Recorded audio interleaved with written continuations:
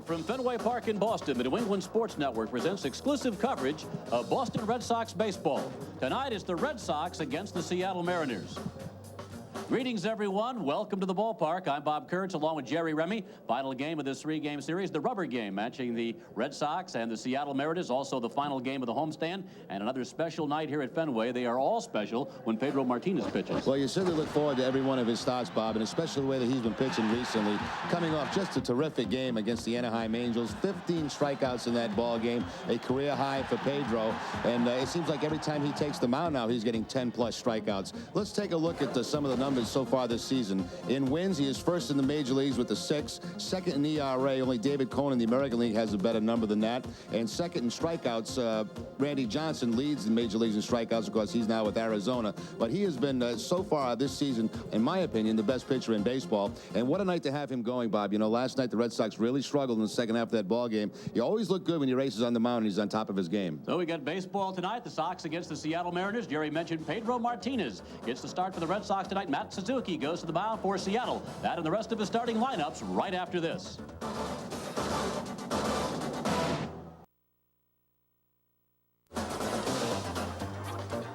Welcome back, everyone. Fenway Park, nice night as the Red Sox close out the series. They close out the homestand, and Jerry, it's been a good homestand. Sox splitting originally with the Texas Rangers, then winning the 3 straight games over Anaheim, and have won 1-1 so far against Seattle. So 5-2 into the final game tonight. And the Red Sox start the night in second place, 3.5 games behind the New York Yankees. Red Sox with a 17-15 record. The opponent, Seattle, tonight, 15-18, 3 games behind Texas in the West. So, you know, when you take New York out of the mix and obviously Cleveland, you've got a bunch of teams that are fairly equal, it seems to me, in the American League that are going to be battling probably right down to the wire for a wild card spot.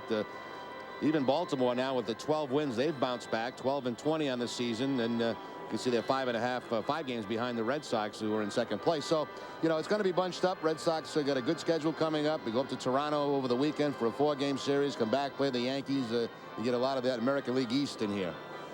I'd mentioned it a couple of times that other than the Yankees and Cleveland, the next best team in the American League is Texas, and they're at +3. So, as you say, everybody bunched together. We've gone over the ground rules. We've exchanged the lineup cards. We've had already the singing of a national anthem. And the Red Sox are taking the field here at Fenway tonight. And Lou Pinella's lineup card features Brian Hunter at the top of things, leading off and playing left field. David Bell follows at second base. Ken Griffey hits third. He's in center field. Edgar Martinez is the designated hitter. Then it's David Segui at first base. Jay Buhner once again out in right field. John Mabry gets the call tonight at third base. And Wilson behind the plate, and Domingo Cedeno, the shortstop, will hit ninth. And the defense tonight for the Red Sox, John Valentin will be at third base. Nomar Garciaparra, the shortstop. Jose Offerman at second and Mike Stanley at first. Left to right will be Troy O'Leary, Darren Lewis, and Trot Nixon. Jason Varitek behind the plate, and on the mound will be Pedro Martinez. 6-1 on the season, 1.74 ERA. That's second best in the American League to David Cohn. 76 strikeouts and only 10 walks and 40 hits in 51 2/3 innings for Martinez. Of course, 76 strikeouts leads the American League, but is second in the major leagues to Randy Johnson. 15 punch-outs in his last outing against Mo Vaughn and the Anaheim Angels. Now 76 strikeouts for Pedro, and the nearest to him in the American League is Dave Burba of the Indians. He's 35 behind with 41 strikeouts on the night. So Pedro Martinez in his last 5 starts, look at that, 58 strikeouts over the last 5 starts. 58 strikeouts, 8 walks. What a ratio. Well, the only loss on the season for Martinez was against Chicago, and of course that was John Snyder. The Red Sox got beat that night 4-0, but he pitched well in that game. The impressive thing about Pedro, 1 home run allowed so far this season, and that came in his first outing of the year. Tim Welke will be our man behind the plate tonight. Crew chief Rich Garcia works at first base. Mike Riley is at second, and Mark Johnson at third. So all set to go. Rubber game of this 3-game series, matching the Mariners and the Red Sox.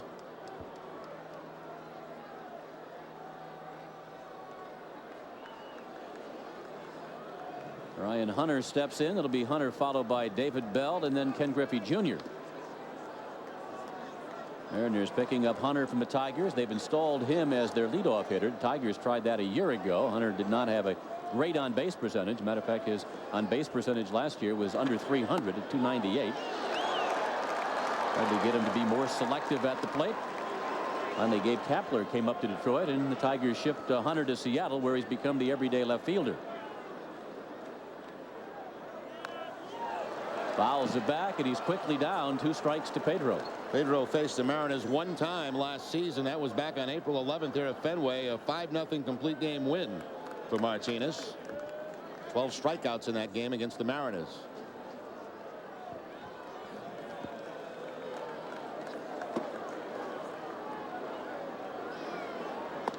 Hunter swings and misses, and Pedro nails number 1. How about that swing by Hunter? He could see that fastball just exploding and wanted to stop his swing, but had no chance to. That ball was by him before he even looked like started the swing. David Bell.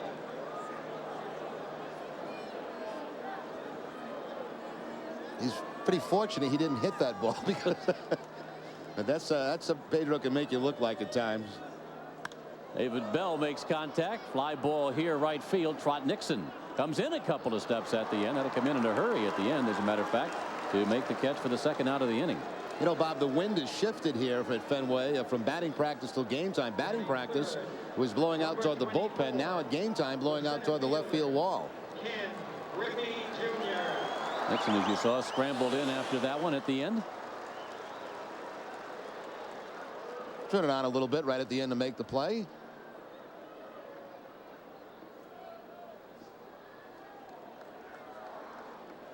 It's one of these individual matchups that makes baseball the great sport that it is. Ken Griffey Jr. against Pedro Martinez. Enjoy. Fastball misses inside on Ken Griffey Jr. Sox again have the shift on with Griffey. Stanley, Offerman, and Garciaparra all on the right side of the infield. Fastball from Martinez on the outside part of the plate. 1-1.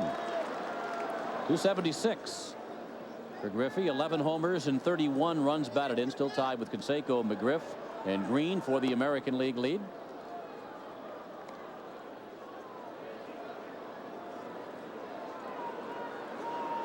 John Valentin all by himself on the left side of the infield.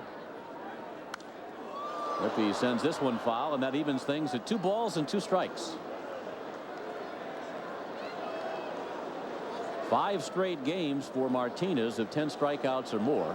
Began the year striking out 9 at Kansas City, then 9 at Tampa Bay, and then 10 in each of his next 3 starts. 13 at Oakland and 15 the last time out against the Angels. And gets Griffey looking. 2 strikeouts for Martinez here in the first inning. The Mariners scoreless.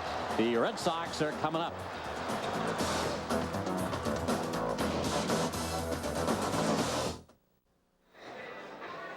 Quick 0 on the scoreboard for Seattle. Martinez with 2 strikeouts in the top of the first, and including getting Ken Griffey Jr. looking to end the inning. Jose Offerman leads off for the Red Sox tonight. John Valentin follows at third base. Ryan Daubach will hit third. Nomar Garciaparra bats cleanup. And it's Troy O'Leary in left field. Mike Stanley at first base. Rod Nixon in right. Darren Lewis in center, and Jason Varitek behind the plate. And the defense tonight for the Seattle Mariners. John Mabry will be at third base. Domingo Cedeno the shortstop. David Bell at second, and David Segui at first. Left to right, Brian Hunter, Ken Griffey, and Jay Buhner. Dan Wilson behind the plate, and on the mound, right-hander Max Suzuki. On the season, 0-1 with a 6.57 ERA. 5 of those appearances have been out of the bullpen. His last start coming against the Yankees, got beat 10-1 in that game, but that was the first ever matchup of Japanese starting pitchers. Arabu started for the Yankees. Suzuki called up last season at the end and made some starts for the Seattle Mariners. Matter of fact, his first major league start was against the Red Sox.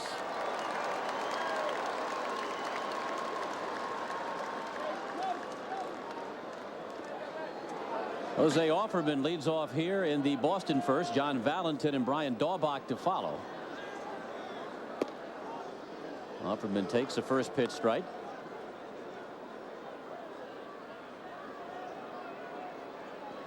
.341 on the year for Offerman, tied for 10th now in the American League in hitting. Tony Fernandez of the Blue Jays still on top at 378, and Derek Jeter of the Yankees just behind at 377. Offerman at 341 is tied for 10th spot in the league as he fouls this one back. Still 2 strikes. Fastball, breaking ball, and split-fingered fastball from Suzuki.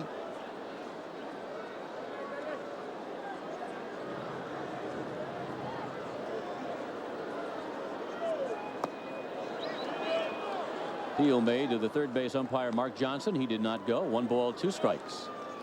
Suzuki is unique in the fact that he never played professional baseball in Japan. He came over here to the United States as a 17-year-old pitching in the independent league out west, which is where the Mariners signed him as a free agent. Signed him at the age of 17 back, or he was 18 actually at the time. He began pitching at the age of 17 in that league. There was a bidding war for him back in '93. The Mariners won the bidding war. And then Suzuki suffered through a couple of years of elbow problems, 94 and 95. 23 years of age. He'll turn 24 later this summer. Actually later this month on Memorial Day. He's a native of Kobe, Japan, and still makes his home there in the offseason. Offerman pops it foul and back in the seats. So Offerman generally begins just about every game this way for the Red Sox. Works the count full, fouls off a number of pitches. Makes a starting pitcher throw. Runs up that pitch count a bit.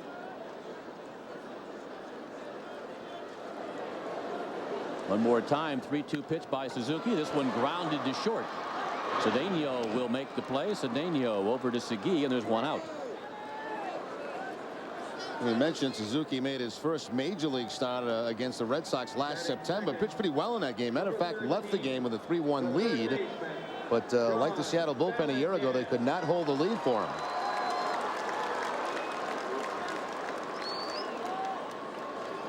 One gone here in the first inning. Here's John Valentin.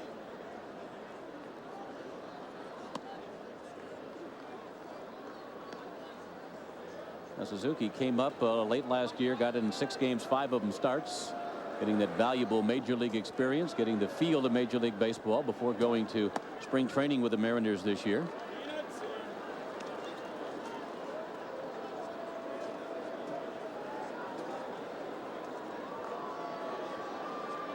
Average climbing for Valentin, 246 to start the game, riding his 6-game hitting streak. Skies this one center field way. Ken Griffey Jr. has it measured, moves in a couple of steps, camps under it, and makes the catch. 2 outs.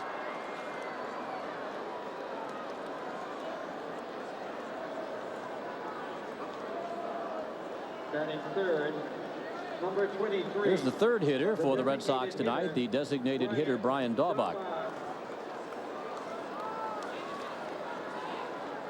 Daubach was on deck when the ball game ended here last night. He was all set to enter the ball game as a pinch hitter.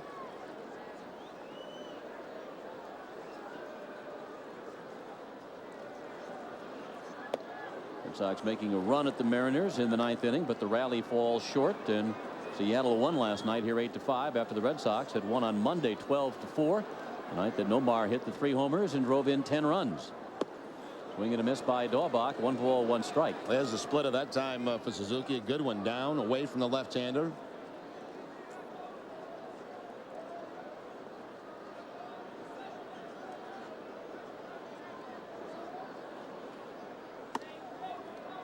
Up high with a 90-mile-an-hour fastball.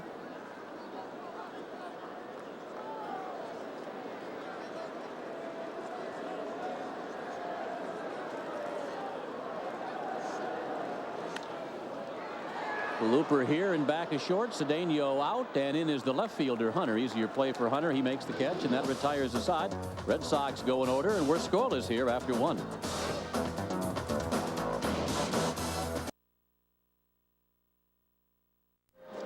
Back at Fenway, no score after 1. Mariners and Red Sox. Let's take a look at the batting leaders in the American League and National League. Brought to you by New England Ford dealers.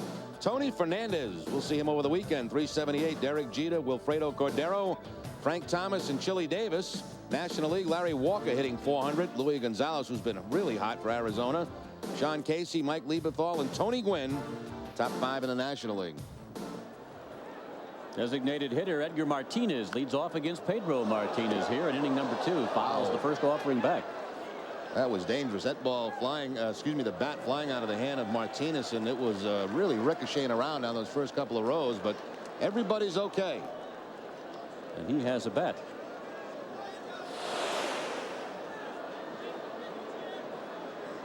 There it goes, and it's going to rattle around a while before that gentleman with the tie on will make the play. Let's see if they exchange bats, so I'll let him have that one. Fortunate that it hit the top of the stands as it came back and slowed the bat down, obviously.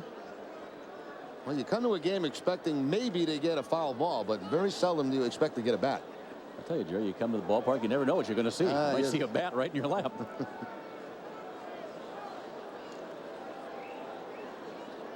First appearance in the series for Edgar Martinez. He fouls it back. Veteran designated hitter for the Mariners, been bothered by a knee problem recently.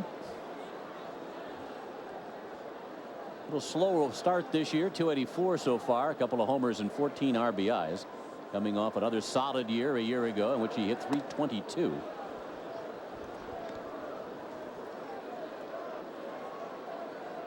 Former American League batting champion.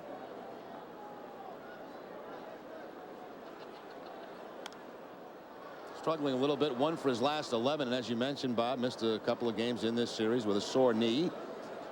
But when this guy is on target, he is one of the best hitters in the American League. Working on 4 straight 300 seasons now, a .318 career hitter coming into 99. 1-2 here from Pedro. Drops downstairs. 2 balls, 2 strikes. Edgar Martinez won the American League batting championship back in 1995 with a .356 average.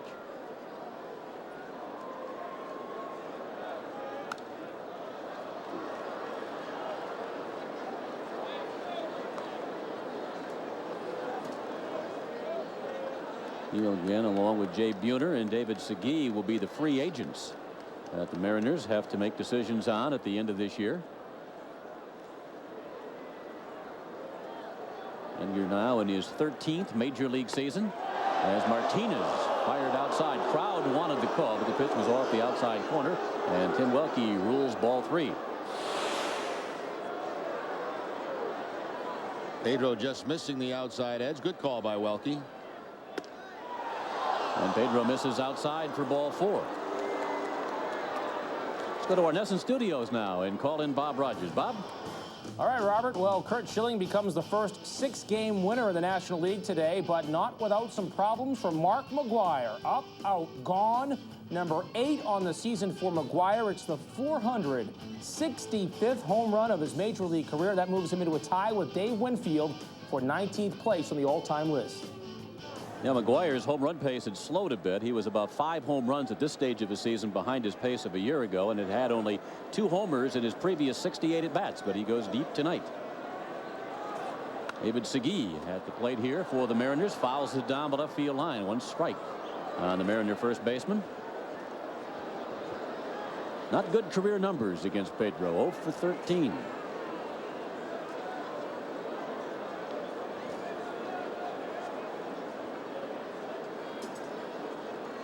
Stanley holding with Edgar Martinez at first base. Martinez aboard with the leadoff walk here in the second.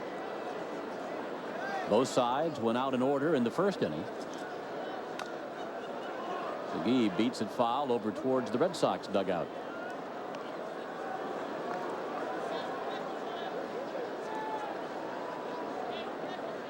Three hits for Segui in the series. 1 for 5 last night. 2 for 4 in the series opener on Monday.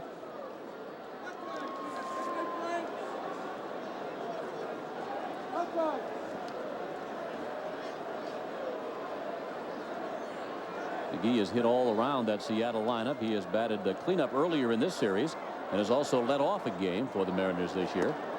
Swings and misses, and Segui is down on strikes, and that's 3 tonight now for Pedro. Well, we mentioned his strikeouts, Bob. I mean, going back to the game, his 3rd start of the season against Chicago, 10, 10, 10, 13, and 15. Just piling them up as the season goes along. Fastball away from Segui there to pick up his 3rd of tonight. 2 on a fastball tonight and 1 on the curveball to Griffey. He's 1 up on Randy Johnson now. 3 tonight, 79 now for the year as Jay Buhner steps in. Buhner's been a walking machine in this series. 1 for 2 in each of the first 2 games. He's drawn 5 walks in the 2 games. He's hit home run number 5 here in this series. That came the other night off John Wasden.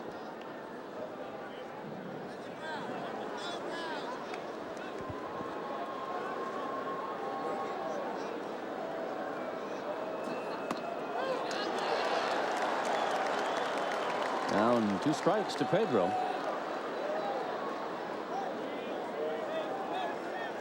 Even though the days have been nice and warm, the nights still get a little cool here at Fenway, and you see the umpires allowing the pitchers to blow on their hand during the game while on the mound. And we saw Tim Welke signaling to both sides right before the start of the game that it would be okay to blow on the hand tonight. Here's the 2-strike pitch to Buhner. Just missed. 1 ball, 2 strikes. Pedro Martinez last year with the Red Sox won a career high 19 games, beat the Indians 11-3 in game 1 of the division series playoffs.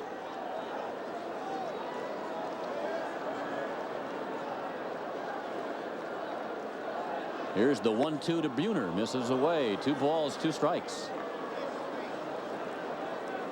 Pedro got off to a good start for the Red Sox, you recall, a year ago, and then late in the month of May last year wound up with the stomach problems in Detroit. And that really knocked him for a loop for a while. Pedro says he was just a little sick, but both Jimmy Williams and Joe Kerrigan said that he was actually pretty sick and lost a lot of weight. And it took him a while to get back in the groove. 2-2 pitch. Strike 3 called. 4 strikeouts for Pedro. First strikeout with a fastball to Segui. This time the curveball will just freeze Buhner. Take a look at the whole sequence to Buhner. Looked like a changeup on the first pitch. Fastball away for strike 2. Changeup again, down. Fastball away. And then the curveball will just freeze Buhner for the strikeout. The 2 gone for the Mariners here in the second. Here's John Mabry playing third base for the Mariners tonight. Russ Davis sitting this one out. Mabry with the St. Louis Cardinals last year, but there was nowhere for him to play. He was blocked at first base by McGuire, at third base by Fernando Tatis, and in the outfield by J.D. Drew. And he was sent over to Seattle.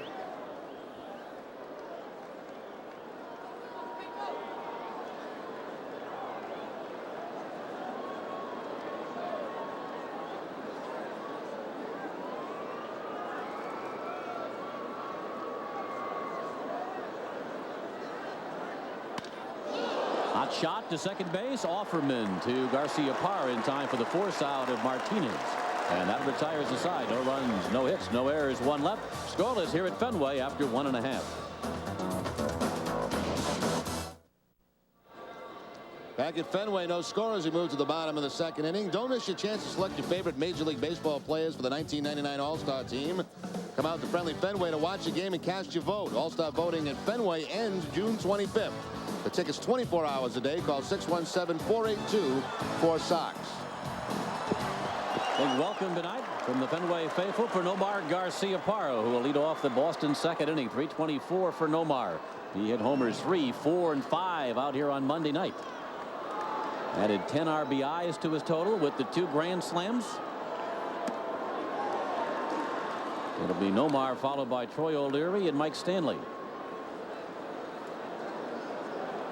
Red Sox begin the night 2 games over 500, 17-15 on the year. They're 3.5 off the pace set by the Yankees, top of the East. Here's Garcia-Parra going for extra bases. Ryan Hunter plays the ball in the left field corner, and Garcia-Parra leads off with a double.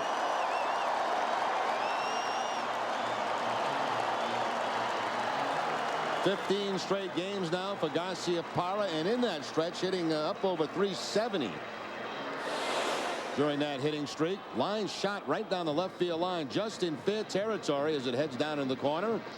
Ryan Hunter over to play it off the wall, and Nomar in with the leadoff double. How many doubles Nomar have on the season? Let's take a look at that, Bob. 9 doubles.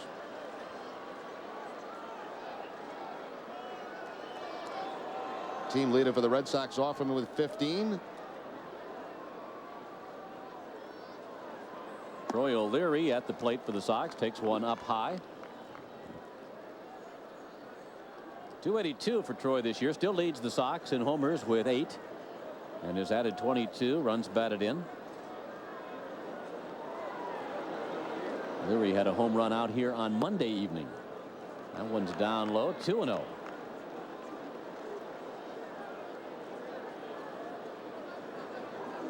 O'Leary can be selective, obviously, in this situation. Sitting on a 2-0 pitch, tries to either drive Garcia-Parra in or, at the very least, advance him over to third base.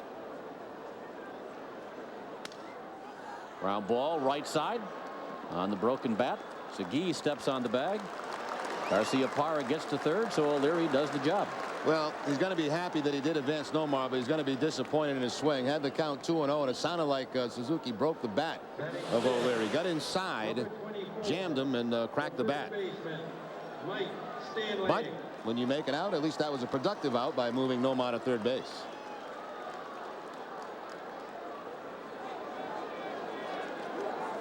Well, Garcia-Parra is at third with one out. Mike Stanley tries to drive him in here in the home half the second. Stanley with 13 runs batted in on the year. Takes one on the outside corner for a called strike. Now, a lot of times with Pedro on the mound, especially the way he's been pitching, you'll see the infield in for the opposing team this early in the ball game. But Pinella elects to play the second baseman and shortstop back.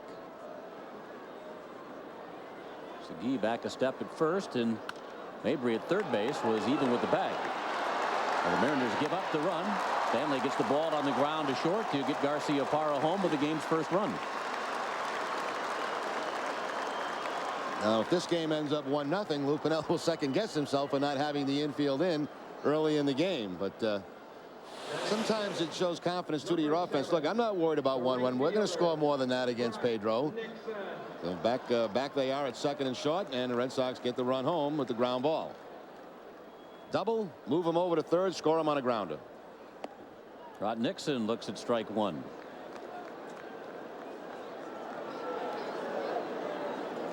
.197 for Nixon. A couple of homers on the year. 5 runs batted in.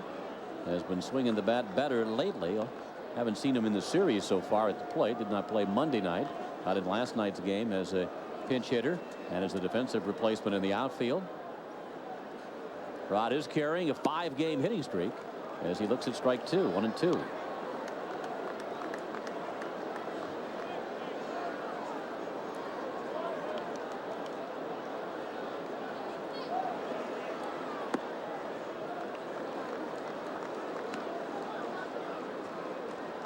Tomorrow will be an off day for the Red Sox, and then it's on to Toronto for the weekend. 4 against the Blue Jays before heading back here to Fenway next week. And the Sox will be greeted by the Yankees. Nixon goes down on strikes to end the inning. First strikeout of the night for Suzuki. Sox get 1, and they've got a 1-0 lead as we head to the third.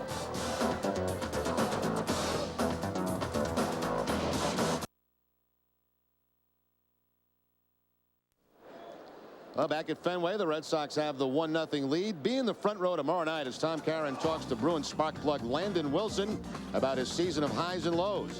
And you'll get an introduction to the indoor racket sport that predates tennis. It's court tennis, and you'll only learn about it tomorrow night in the front row.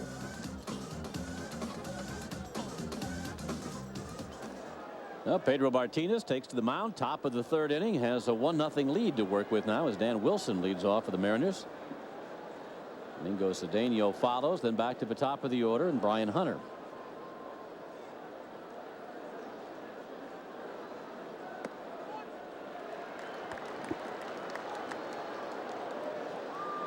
.264 for Wilson this season. 1 homer and 5 runs batted in. In the air to left field. O'Leary hustles back and makes the catch right in front of the scoreboard. Ball hit sharply by Dan Wilson on the line, but O'Leary will backpedal a few steps and make that play on the warning track. Ball hit hard by the Mariner catcher. Number 26, the shortstop. But plenty of room for O'Leary in front of that wall. That's a big warning track out there in left field, larger than most ballparks. Quite a bit of room once you get on the warning track till you hit that wall. Domingo Cedeno swings and misses at the first offering from Pedro. Cedeno getting his second straight started short in the series, hitting .225 on the year. A couple of homers and 8 runs batted in.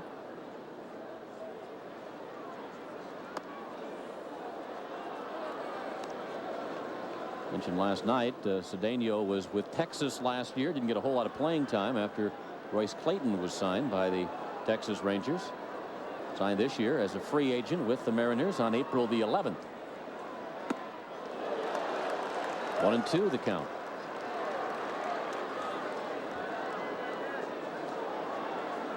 Big hit in the ball game last night for Cedeno with a double after that double play the Red Sox turned. They went on to add a few more runs in that inning. He played a key part in last night's game. His double sort of broke things open for the Mariners in the 6th.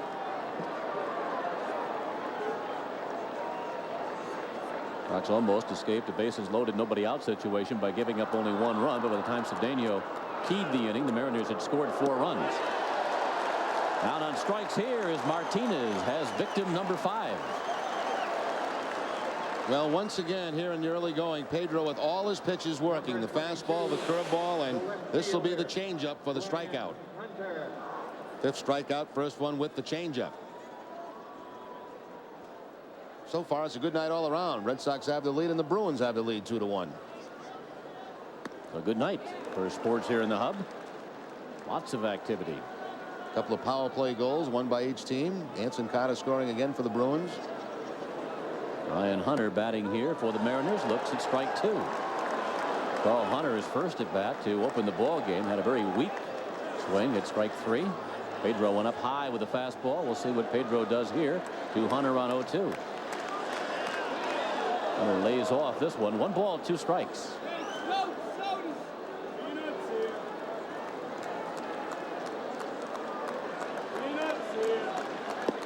Down goes Hunter. 6 strikeouts for Martinez. We played 2.5 here at Fenway tonight. Red Sox have the lead 1-0.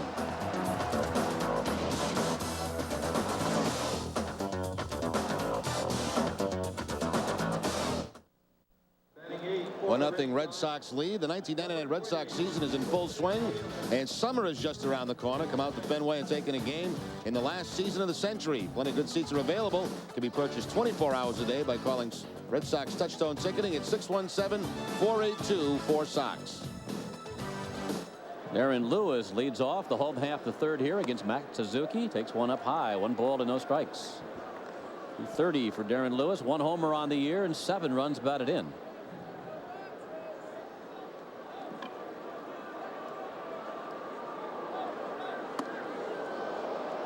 Lewis returning to center field tonight for the Sox. Made the start the 2 previous nights in the series in right field. Awaiting a 2-0 pitch here from Suzuki, and it's down low for ball 3. Well, Pedro certainly put some people in the stands. There's no question about that. This will be the largest crowd of the series. You can see the bleachers almost filled. There's still some seats obviously down that right field line, but he puts them in, no question. Also puts that little special buzz in the ballpark. 3 balls and a strike here on Darren Lewis. A little extra special at Fenway on the nights that Pedro pitches.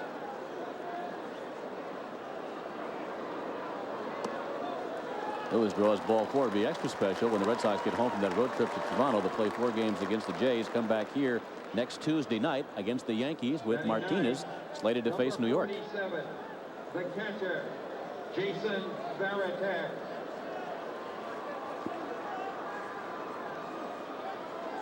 Darren Lewis gets the leadoff walk. Jason Varitek at the plate now for the Red Sox.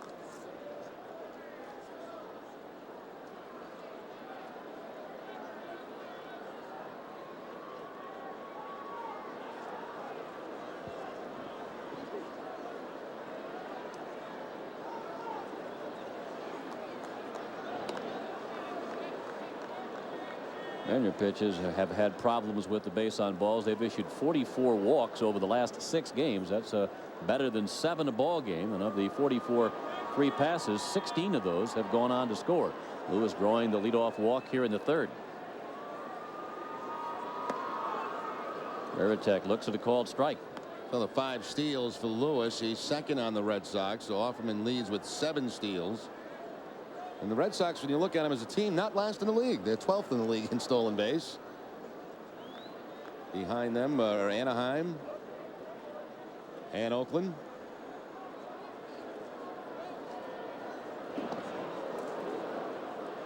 He's number 1 in steals. Kansas City. Kansas City is leading the league. Let's see. They have 36 as a team. Red Sox have 16. The Mariners have 20.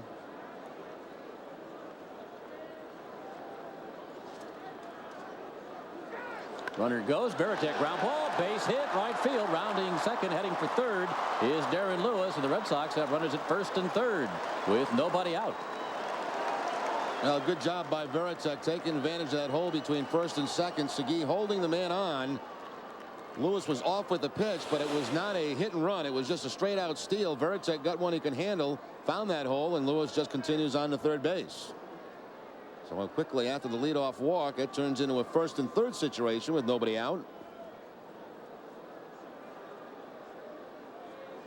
Number 30, the second Here's Jose Offerman, who is going through his first mini slump as a member of the Red Sox recently. Had his 9-game hitting streak snapped here on Sunday.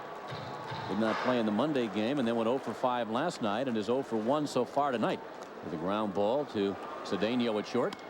Rounds this one right side, knocked down by Segui. Segui, the flip to Suzuki. He missed the bag. Offerman safe. In to score is Darren Lewis. Red Sox lead it 2-0. Suzuki couldn't find the first base bag after a great play by Segui on the infield grass. Oh, that was a great play by Segui to knock it down and then finally shuffle that ball off to Suzuki, but he did not have contact with the bag in time. Red Sox were going to get a run out of this, but it looked like it was going to be 1 out in the inning. And there he is reaching for the bag, can't find it, and by the time he does find it, Offerman will beat it. That should go as a base hit, I would think. Jazz Scoggins says it is a base hit. Base hit, RBI for Offerman. the third baseman, John Jazz, our official scorer tonight from the Lowell Sun. He rules it a base hit. Base hit RBI for Offerman. 2-0 lead for the Red Sox. They've got Offerman at first. They have Veritek down at second. Still nobody out. And John Valentin at the plate here to battle Max Suzuki. Valentin squared to bunt. Did not offer. 1 ball, no strikes.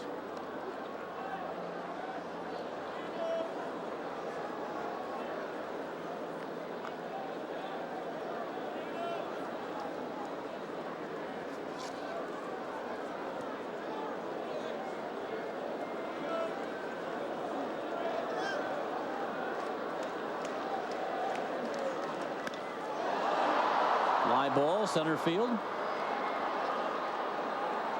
Griffey there to make the catch. Valentin out on the fly to center. Well, what you don't know is whether Valentin was just faking a bunt on that first pitch. Then when the count went to 1-0, swinging away, got the fastball, but just hit that fly ball to center field. Sometimes players will do that on their own. Fake a bunt, try to get the third baseman in a little bit closer, then go ahead and swing away. And sometimes managers, when the count goes to 1-0, will take the bunt off and let him swing.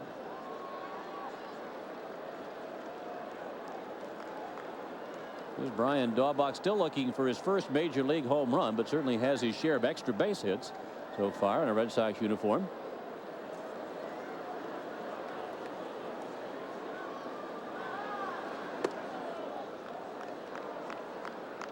Daubach flied out to Hunter in left field to end the first inning. Red Sox have Pedro Martinez pitching tonight. They have a 2-0 lead here in the bottom of the third. Veritek at second, Offerman at first, and 1 out, a run in here in the Boston third.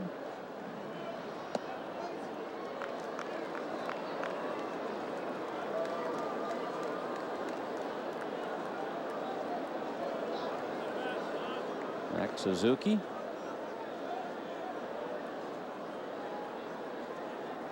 Spent most of last year at Tacoma, where he won 9 games. Got up to the Mariners, we mentioned, at the end of the year. With 1 and 2 and a brief appearance in a Seattle uniform as Daubach fouls the 2-0 pitch back. He made 5 starts, I believe, in the month of September. One of those, as I mentioned, coming against the Red Sox.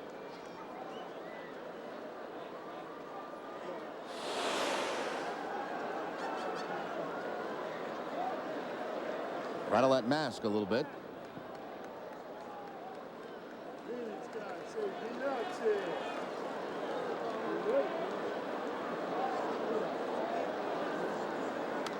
Daubach fouls back another. 2 balls, 2 strikes. Now Suzuki was no decision in his first major league start September 2nd here at Fenway.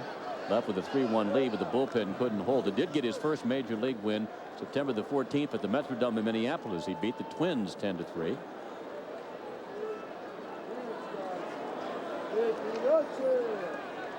And so far is his lone big league win. 0-1 so far this campaign. Daubach takes one down low, and that runs the count full.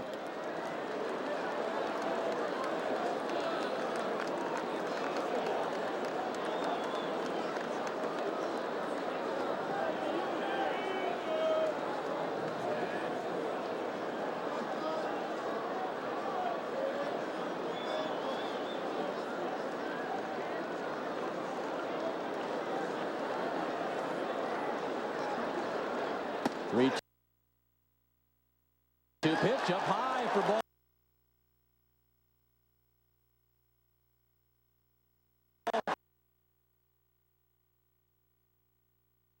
Four.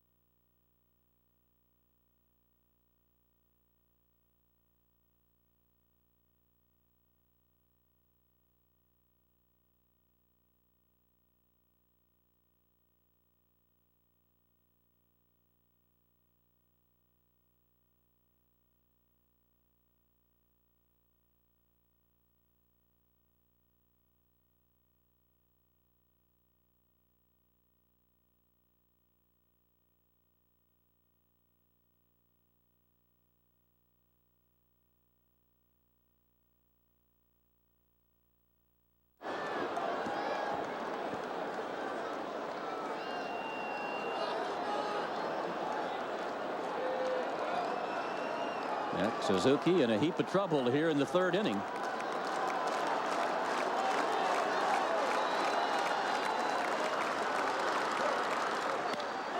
Sliced down the right field line foul. 1-2.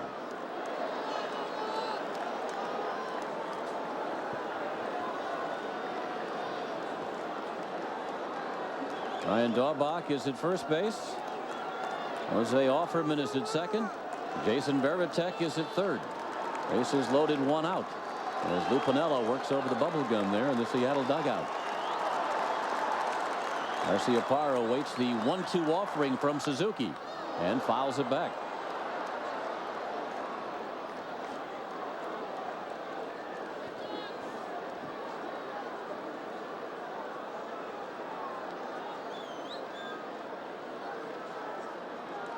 Garciaparra the other night joining Jim Tabor. Rudy York is the only members of the Red Sox to hit 2 grand slams in the same game.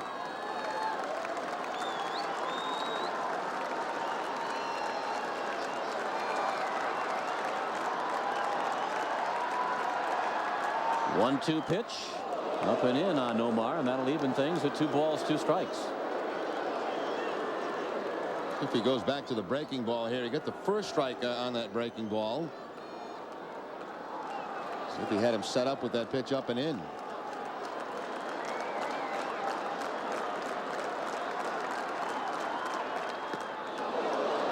Heel made to Richie Garcia at first base. Nomar didn't go. It's a full count. Well, he did go back to it, but he didn't get it away where Wilson wanted, inside and too low.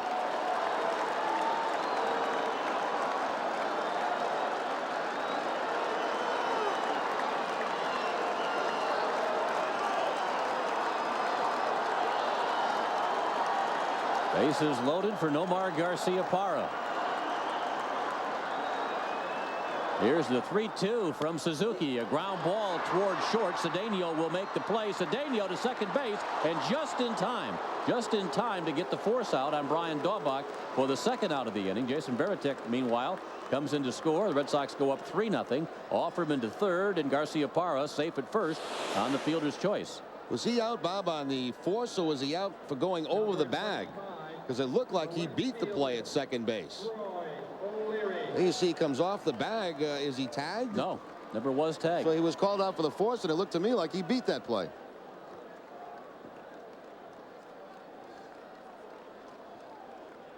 That did look like he was there ahead of the ball. He was there ahead of the ball. He came off the bag, but he was not tagged. So Daniel had a tough time getting that ball out of his glove to make the throw to second base. Took some time. Red Sox do get a run. They're up 3-0 now. They've scored twice off Suzuki here in the third inning. Daubach going in hard at second base, but they're Mike Riley, the second base umpire, with the call.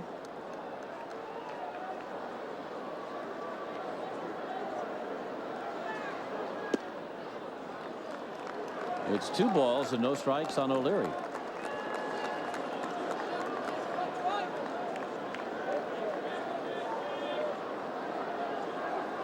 Omar held at first base by Segui. That's Jose Offerman over at third.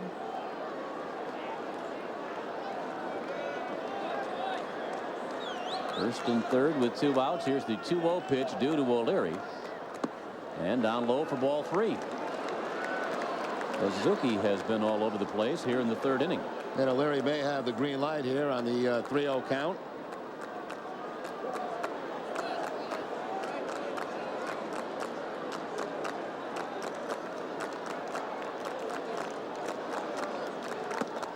It's ball 4. That'll load him up for Mike Stanley. And Stan Williams, pitching coach for the Mariners, will make his way out to speak with the pitcher. I wonder if Suzuki speaks English or if Stan Williams speaks Japanese. I would think Suzuki would have picked up some by now. He's been here since 1993. Yeah, quite a while. Now, whatever Williams is talking, whatever language he's talking, Suzuki hears him because he's nodding yes.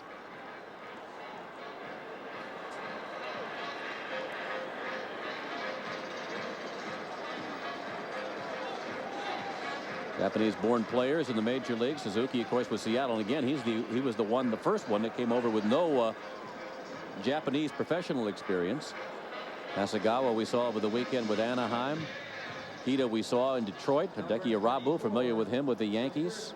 Yoshi with the Mets, and Hideo Nomo now with Milwaukee after a couple previous stops.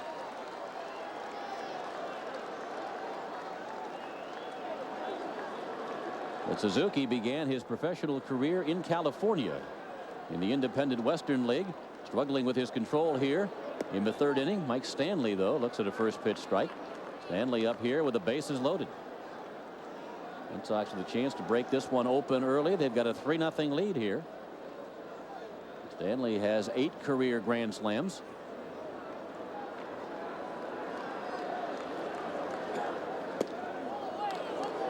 Just missed outside. 1 ball, 1 strike. Stanley is hitless so far in the series. Did drive in a run his first at bat. Came up with Garciaparra at third base, 1 out. Mariners played the infield back, and Stanley rolled out to Cedeno at short to score Nomar. Batting here with the sacks juiced. Here's the 1-1 pitch, and it's popped up. Foul territory is Segui, and Segui is there to make the catch, and that will retire the side. Sox get a couple. They leave the bases loaded. They've got a 3-0 lead as we head to the 4th.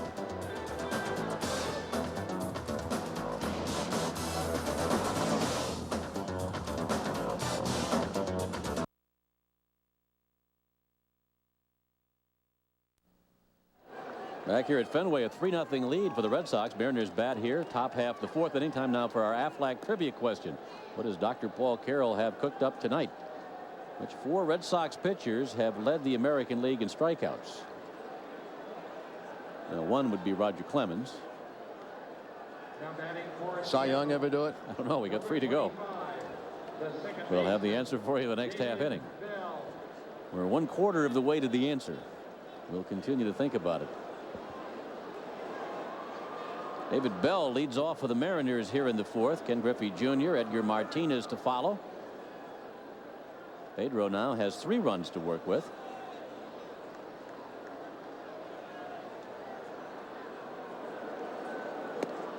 First pitch strike to Bell, who flied out to Nixon in right field his first trip. Bell hit his 10th home run last night, tying him for the club lead with Griffey. Griffey actually has 11 home runs this year. Yeah, that's against right-handed pitching. Yeah. All 10 of those against right-handers for Bell. And the 10 home runs for Bell also representing a career high, tying his career high set last year, splitting between Cleveland and the Mariners. Pedro way up high with that one. 1 ball, 2 strikes.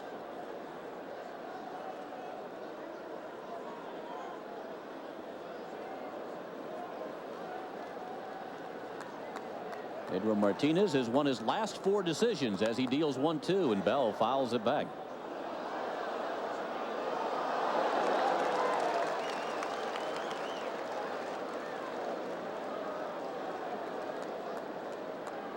Pedro coming into tonight 6-1 on the season, a 1.74 ERA. Bell able to check his swing. Nope. Down on strikes. They got the punch out from Richie Garcia there at first base, and that's 7 strikeouts. Here comes Ken Griffey Jr. Take a look at Griffey's first at bat tonight from Martinez. A fastball inside. Fastball for strike.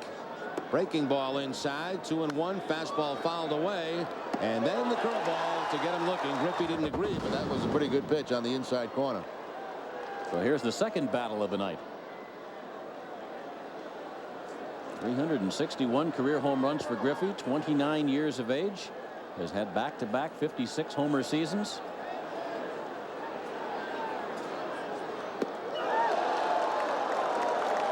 Sit back and watch this Pedro Martinez Ken Griffey Jr. matchup.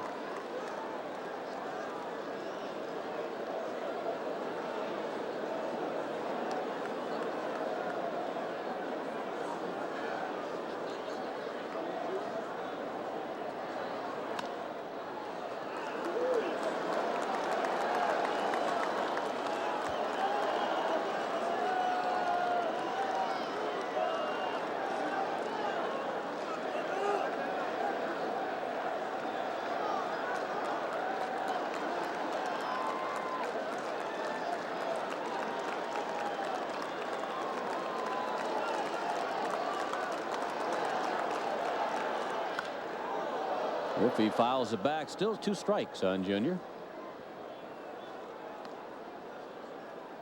Pedro Martinez, 2nd year in the American League, made the All-Star team last year. His first year in the junior circuit, did not pitch in the game. Wouldn't it be nice if he was a starting pitcher this year at Fenway? Well on his way.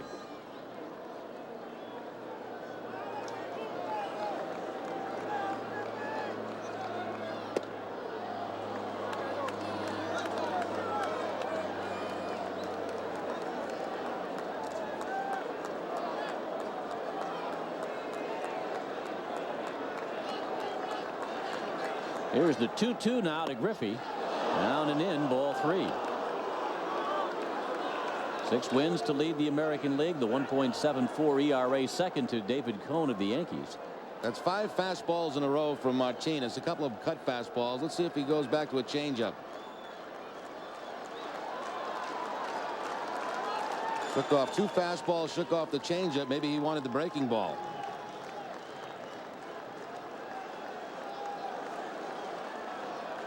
Fastball inside. Griffey fights it off, fouling it over towards the Red Sox dugout. So still 3 balls, 2 strikes. I'd expect to be in the action when you sit in the front row.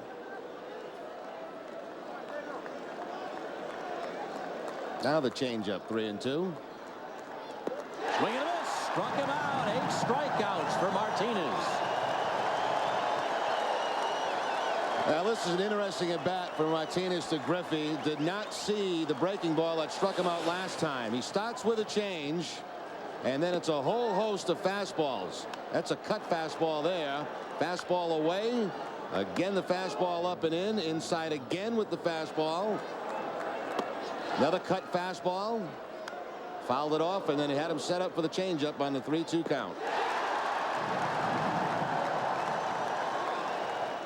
Seems sometimes you can be looking for the changeup and you can't hit it. Started with the change, finished with the change.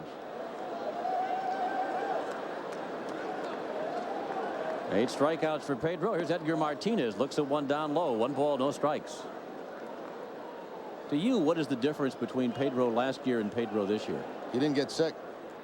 He hasn't been sick this year like he did early last season. Because this is the way he started last year. And he had that stomach ailment that we talked about earlier in Detroit, and then talking to both Joe Kerrigan and Jimmy Williams, they said it really knocked him for a loop, and it took him quite a while to get back in the groove. It's now controlled by medication. 2 balls, 2 strikes.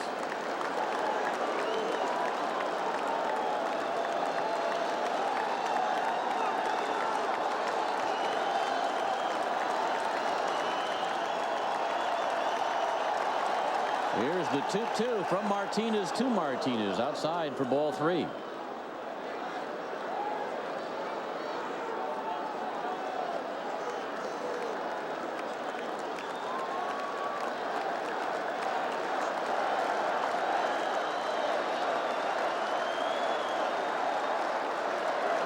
We're back here at Fenway Park. Now time to answer our Aflac trivia question. If Jerry would pass me the envelope. And we'll open it up and we'll find out which 4 Red Sox pitchers have led the American League in strikeouts. Well, Cy Young was one. We had Roger Clemens. We had half of them, Jerry, but not Jim Lonborg or Tex Houston. Cy Young won in 1901, Houston in 1942, Lonborg in 1967 with 246 strikeouts. Roger Clemens did it on a number of occasions. So 4 Red Sox pitchers have led the American League in strikeouts, and a 5th, Pedro Martinez, well on his way this year. Jim Lonborg, I remember that, 1967. What a year he had. And he wasn't afraid to knock you down. Possible dream year. Base hit, center field. Trot Nixon extends the hitting streak to 6 games. Well, that should take him over the Mendoza line now for Trot Nixon, and maybe he can move on from there. Ball hit hard by Nixon to the right of David Bell. 6 straight games now for Trot.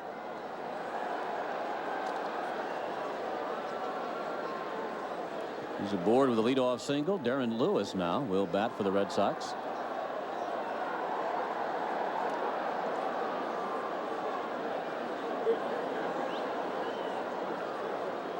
Talking about the strikeouts, in so many ways this great game is timeless. It seems the same now as it was in 1920 or 1915, but in some ways it's very different. The strikeouts would be one of them. Talking about Tex Houston leading the league in strikeouts in 1942 with just 113. Players strike out a lot more now than they used to. Used to be, as Jerry, you see a lot more defensive swings on 2 strikes. Now there's some of them still swinging from the heels. 113 to lead the league, huh? Cy Young led it in 1901 with 158. Wow. I wonder why they named the award after him.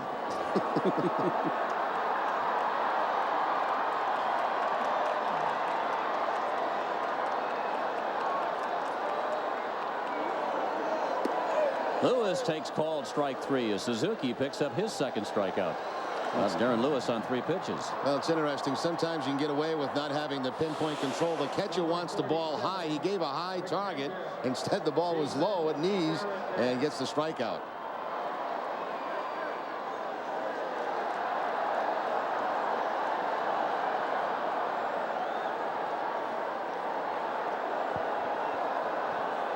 One out here in the Red Sox 4th. Here's Jason Varitek.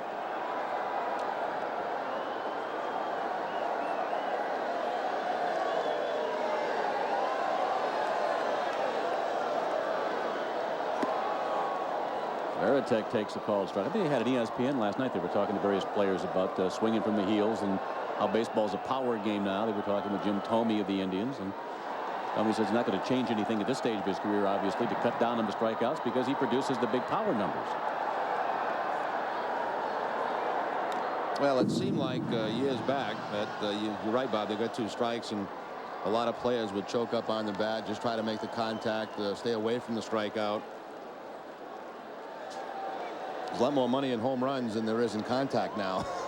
They're saying something like Joe DiMaggio struck out only like 369 times in his entire career. That's the amazing stat I didn't realize, is he very seldom struck out with all those great numbers.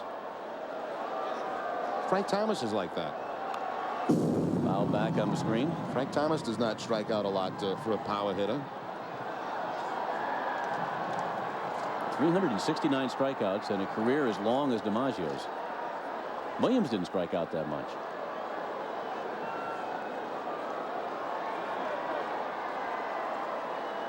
Now it seems the balls are wound a little tighter. Everybody's swinging from their heels, and the strikeouts are piling up. Really piling up at Fenway tonight, where Pedro Martinez has struck out 9 already. 9 of the 12 Seattle outs have come via the K. Well, if the balls are wound a little tighter, that doesn't help the pitchers, that's for sure. They'll be the first to complain about all that.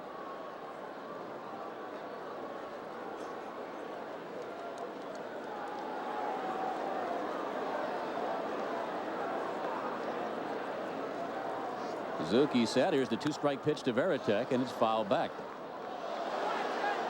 Of course, now too you have a lot of pitches that have the split-fingered fastball. You know, there were pitches that had the forkball before, and it seems like more and more have that, and that's a strikeout pitch, obviously.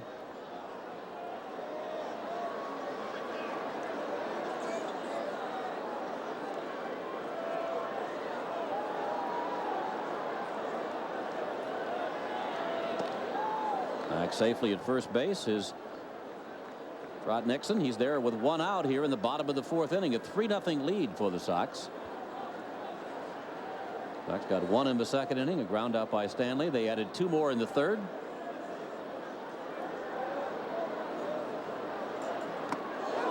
And Veritek hit by a pitch. Just caught the piece of the uniform inside, so Veritek hit by a pitch, and the Red Sox have 2 aboard as we go to the top of the order. Nixon down to 2nd, Veritek at 1st. Suzuki trying to go inside, but he'll get a piece of that uniform of Veritek right off the hip. So the Red Sox have a couple of men on now with the 1 out.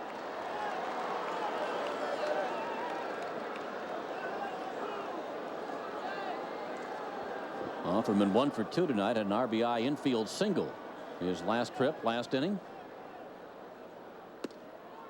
Stanley's knocked in a run, Offerman's knocked in a run, and Garciaparra has knocked in a run.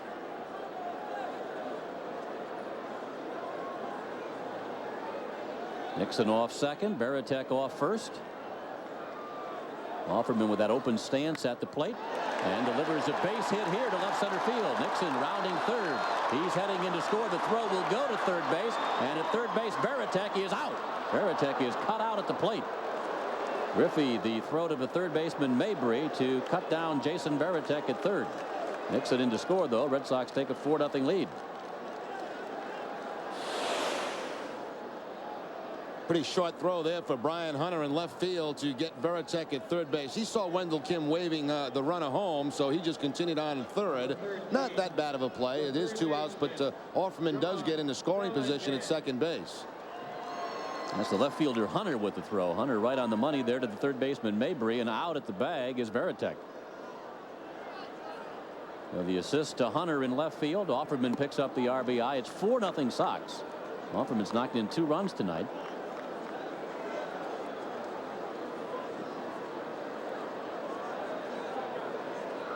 Valentin batting here with Offerman at 2nd base and 2 outs. 4 runs, 5 hits for the Red Sox. Valentin deep to left field. Hunter is back at the wall and is able to make the catch right in front of the scoreboard, and that'll retire the side. Sox pick up another run. They've got a 4-0 lead now as we head to the 5th.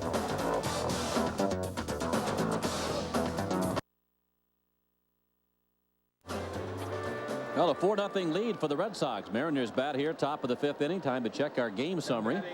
Pedro Martinez with 9 strikeouts so far has walked 1. Offerman has a couple of singles, a couple of RBIs. Nomar Garciaparra has a double, a 15-game hitting streak at an RBI, and the Red Sox have a 4-0 lead. David Segui, Jay Buhner, John Mabry coming up here for Seattle in the 5th inning.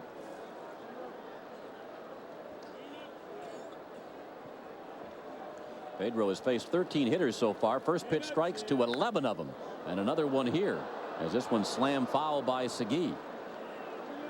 Now these guys would have been teammates, wouldn't they, in Montreal, Segui and Pedro, a couple of years back.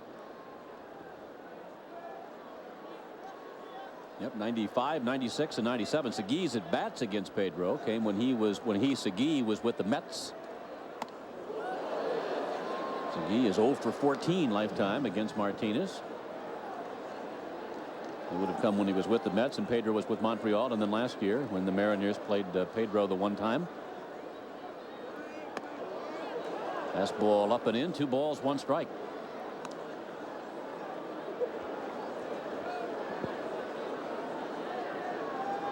Pedro Martinez authoring another gem tonight here at Fenway Park. Here's the 2-1 pitch, and Segui grounds it foul. It's 2-2.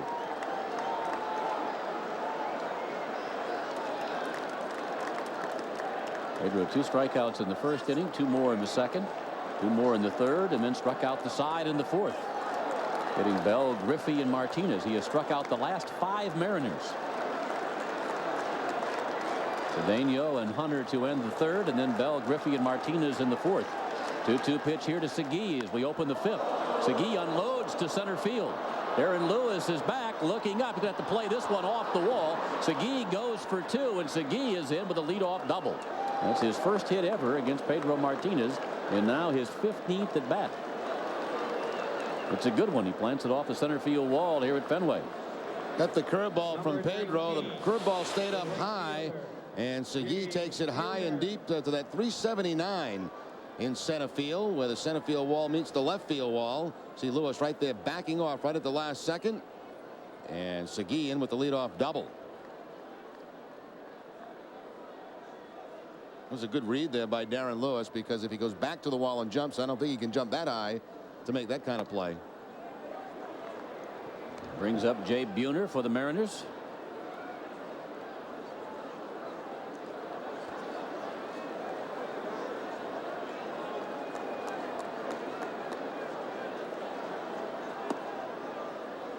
Pedro falls behind, 2 balls, no strikes.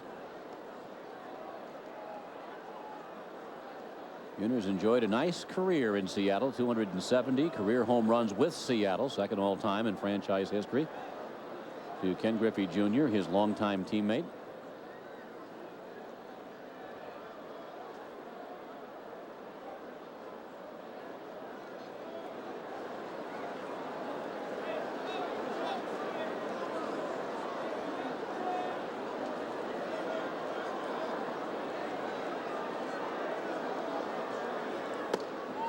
There's a strike on the outside corner. Martinez getting that call from Tim Welke.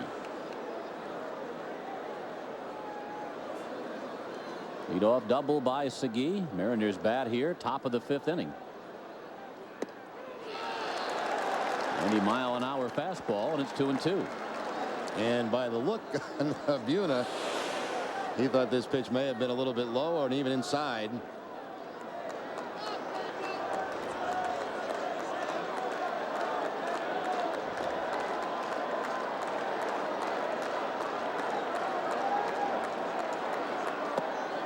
That one's down low, and it's a full count on Buhner. One thing you can say to an umpire as a hitter, look, this guy does not need any help out there. Don't help him out. That won't get you thrown out of the game. You always give that line when there's a Cy Young pitcher on the mound. You know, this guy doesn't need any help. He's Cy Young.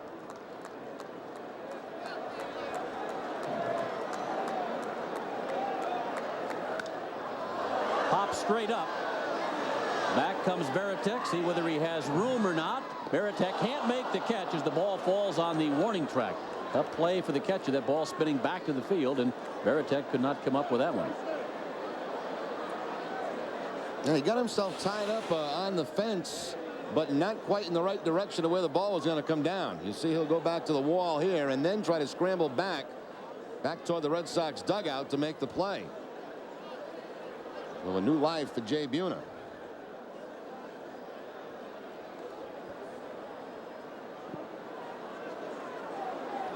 Full count on Buhner. Martinez was full count on both Griffey and Martinez last inning, struck out both of them, and he gets Buhner here in the 5th. That's 10 for Martinez. See, that's the thing to me that separates Pedro from most pitchers. That changeup, and he throws it any time. How many times tonight now have we seen that already on the 3-2 count? He got Griffey to strike out on the changeup, and there's the changeup again to Buhner on the 3-2 count. You just don't know. You just can't sit on the fastball because you don't know when you're going to get that pitch at any time.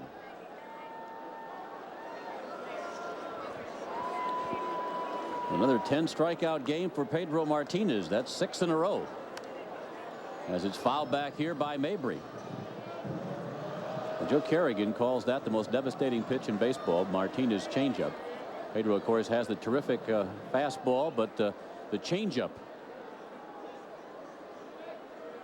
Joe says he calls it that changeup, that being in capital letters. Jason Varitek out for a word with Martinez.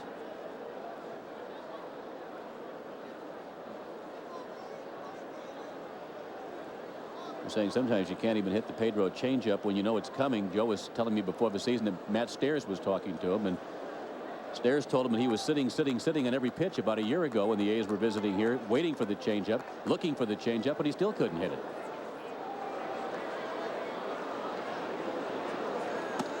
Swing and a miss by Mabry. He's down in the count. No balls, 2 strikes.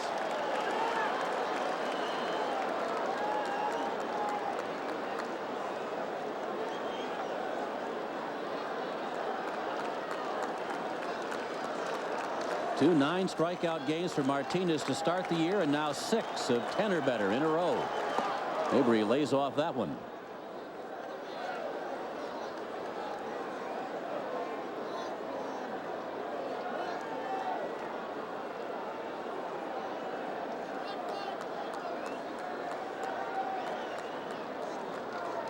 Pedro has now struck out 10 or more 41 times in his career. Here is the 1-2 pitch.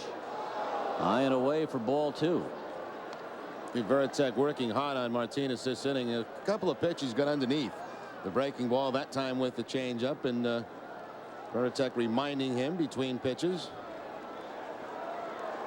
Martinez's only previous outing against Seattle came a year ago, April the 11th at Fenway Park. He struck out 12 in that ball game and beating the Mariners 5-0. It was a complete game for Pedro that night. This is away. It's a full count.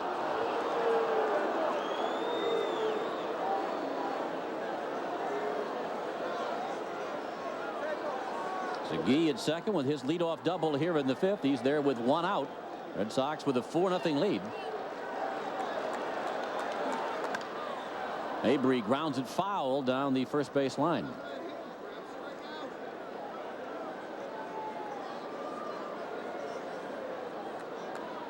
Sox had their 5-game winning streak snapped here last night. Mariners winning 8-5. Been a good homestand for the Sox. 5-2. A win tonight would send them to Toronto with a 6-2 mark on the 8-game stand here at Fenway. Back home next week with the Yankees and Blue Jays invading Fenway. Pedro going against New York on Tuesday night.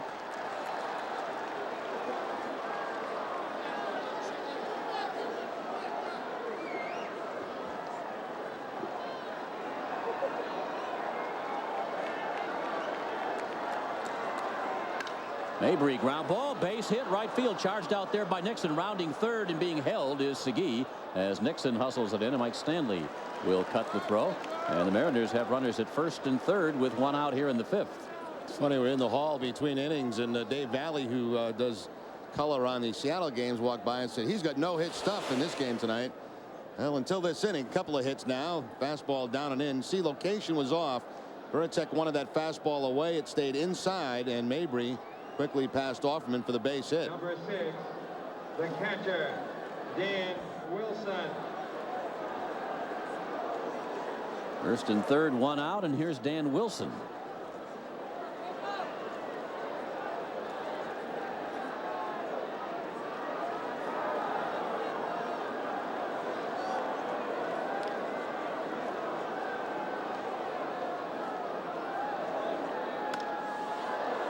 Little pop fly, center field. Aaron Lewis moves in. He makes the catch. Segui tags. Here comes the throw to the plate. It will not be in time as Segui comes barging into Jason Varitek, who tried to block the plate. And Segui will score on the sacrifice fly by Wilson. The Mariners are on the board. It's 4-1. Got a pretty good battle at home plate here between Varitek and Segui. Varitek's going to block the plate, and Segui had to scramble around to touch home plate. There's the block. Now watch him reach around and finally get it. Safe call made by Tim Welke. Look at Varitek slide that leg out, but you can see clearly there that the Segui's all over home plate. But that's that little battle. Did that in the Angels series too. Who was it? A big run too. I forget who was sliding in, but he just blocked him right off the plate. Never did touch home plate. Mingo Cedeno swings and misses.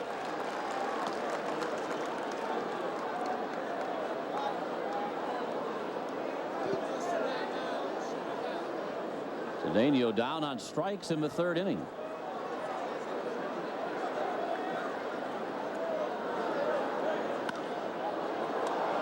Fly ball here to left. O'Leary is there to make the catch, and that will retire the side. Mariners get to Pedro that inning for 1 run, 2 hits. They're on the board. We've played 4.5 here at Fenway tonight. It's 4-1 Red Sox. Back here under the lights of Fenway. Time now for one of our favorite parts of the ball game. What's on tap? Brought to you by Heineken. And what's on tap is a visit for the Red Sox to Toronto over the weekend. Tomorrow's an off day. Friday, Saturday, and Sunday's games on the JCS New England Television Network. Monday's game from Toronto on Nesson, as are the first 2 against the Yankees on Tuesday and Wednesday here at Fenway. 7:30 again next Wednesday night here at Fenway with the Yankees in town. Ryan Daubach leads off. Omar Garcia-Parra and Troy O'Leary to follow here in the 5th. Max Suzuki delivers a first pitch strike.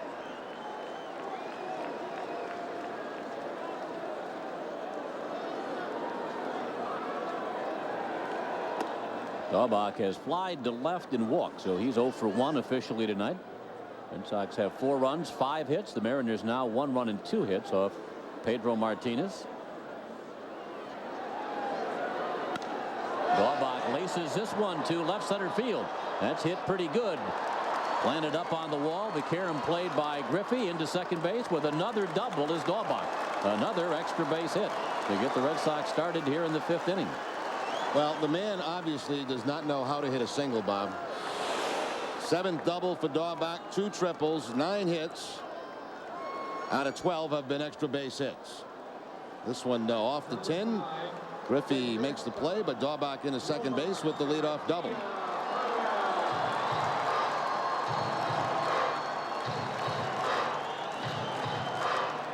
And they had singles class. He was absent that day.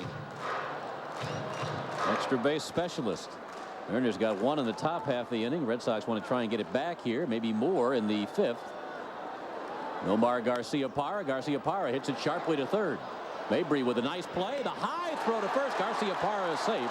Throw by Mabry, pulling the first baseman Segui off the bag. It was going to be a bang-bang play anyway, but I think he would have had him had the throw been right on the money. Now that's going to be a hit because you have to go deep to your backhand here for Mabry down that third base line, and you got to make a perfect play to get Nomar and his speed down the line. The ball's going to sail. Strong arm by Mabry, but watch the ball just take off, and Garcia-Parra in underneath the tag. Base hit.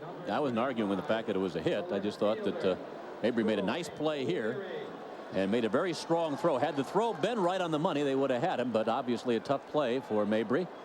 Throw pulling Segui off the bag. It's an infield's hit for Garcia-Parra. Red Sox have runners first and second, no advancement. Daubach unable to go from second base on the play with the ball hit down the third base line, and here's Troy O'Leary.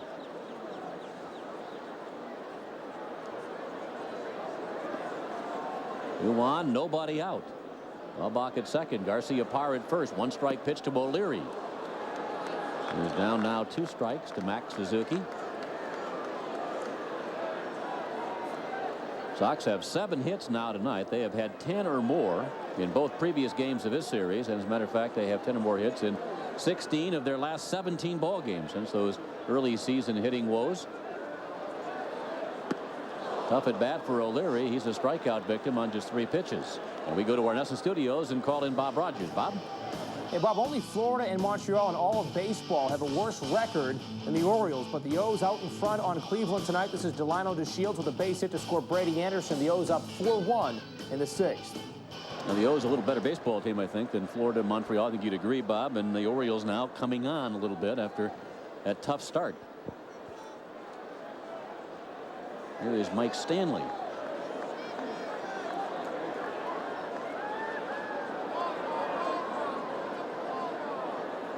I guess Albert Bell was greeted by one of those planes flying over Jacobs Field last night with with the sign that trails. It was somehow comparing him and Art Modell, the two Clevelanders who left. Modell, the man who took the Browns to Baltimore.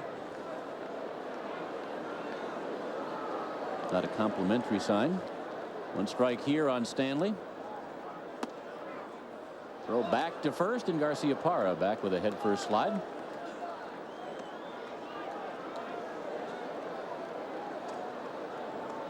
That play usually set up beforehand between Dan Wilson, the catcher, and Segui, who was playing behind Garcia Parra. Pitch was a breaking ball, something Stanley's probably not going to hit in that direction, so that first baseman can take off and get to that bag for the pickoff attempt. Stanley with a little nubber. Suzuki will go to first base to get Stanley. The runners will advance. Daubach to third, and Garcia Parra down at second. Suzuki got the sure out and got Stanley over at first base. 2 outs for the Sox here in the 5th. Just a little tapper here again. The breaking ball from Suzuki. He'll take a peek at second base. No chance there, and get the sure out at first base. A couple of men, though, do move into scoring position on the out. 2 go on for the Sox here in the 5th inning. They're going to walk Nixon. How about this? Goes from 0 for 24. Battles his way out of that slump and is now being walked intentionally. Strictly a percentage move here by Piniella with the right-hander, Darren Lewis on deck.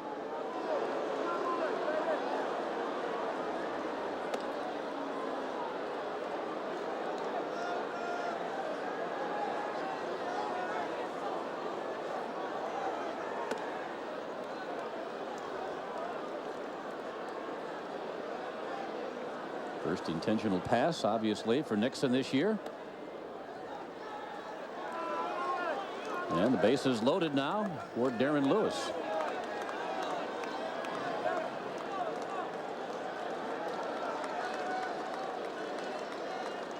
Number 20, the center fielder, Darren Lewis. Pretty good numbers for Lewis if you look at it. Here with the bases loaded, 404 has the grand slam.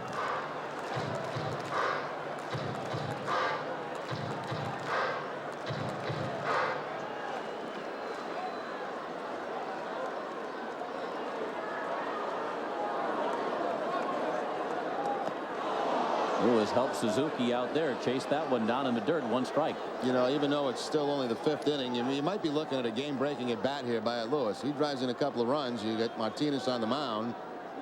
You'd be looking pretty good.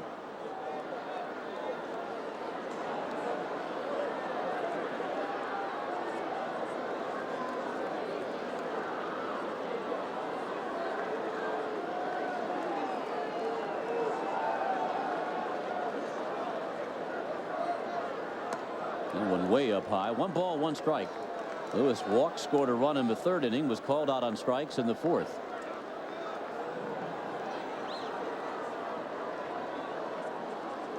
Base runners, Nixon at first base, Garcia Parra down at second, Brian Daubach over at third.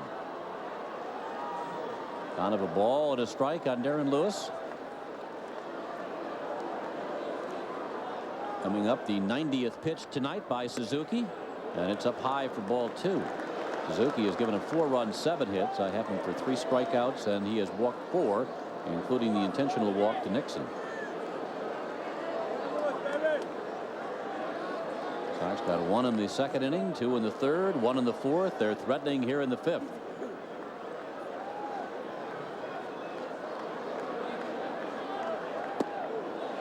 Down low, 3-1, and no place to put him.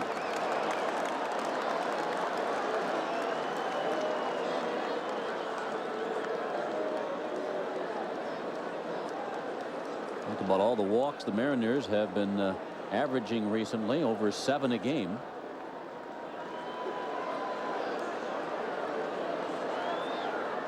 And that one's not close, and that'll walk in a run. So they walk Nixon to load him up, and then Suzuki walks Lewis with the bases loaded. In to score comes Daubach. It's 5-1.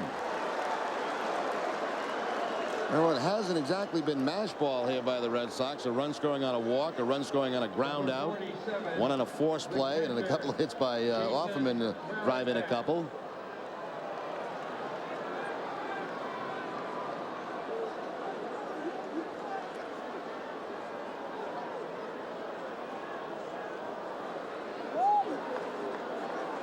Five-1 Sox. Bases loaded for Jason Varitek. Chance to break this thing open as Suzuki misses up and in. 1 ball, no strikes. Varitek has singled to right and been hit by a pitch.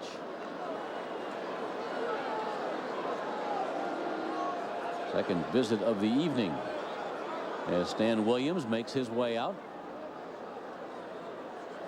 Williams taking over as Seattle's pitching coach last April after the Mariners' disastrous visit to Fenway Park early in the season. Adi Contreras was fired as pitching coach right after that series last April, replaced by Williams, who had been scouting. All is quiet out in the Mariner pen.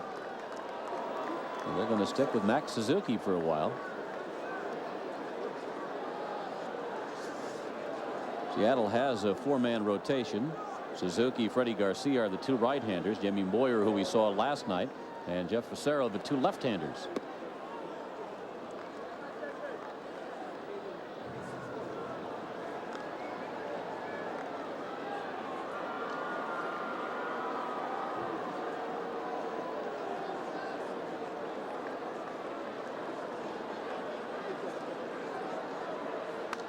Varitek shoots it foul down the right field line. 1-2.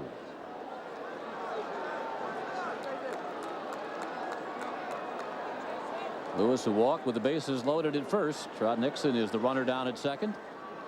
Nomar Garcia Parra over at third. A run in for the Red Sox here in the 5th inning. They've scored in 4 straight innings now. They've scored in every inning except the first so far tonight. They have a 5-1 lead, and Pedro Martinez pitching. Suzuki 1-2 here to Varitek, and it's down low. 2 balls, 2 strikes.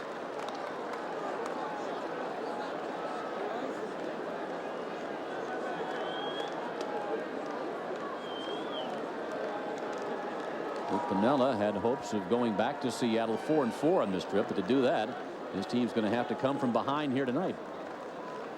Who scuffled a little bit in that dugout. Up high, it's ball 3. So the pitches are piling up for Suzuki here in the 5th inning.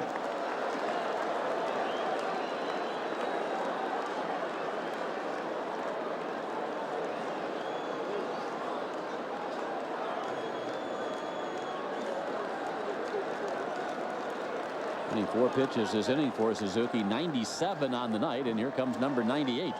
The 3-2 pitch to Varitek. Strike 3 called on the outside corner. So Suzuki rings up Varitek. No further problems for the Mariners here in the 5th. Sox settle for 1. They leave the bases loaded for the 2nd time tonight and have a 5-1 lead as we head to the 6th.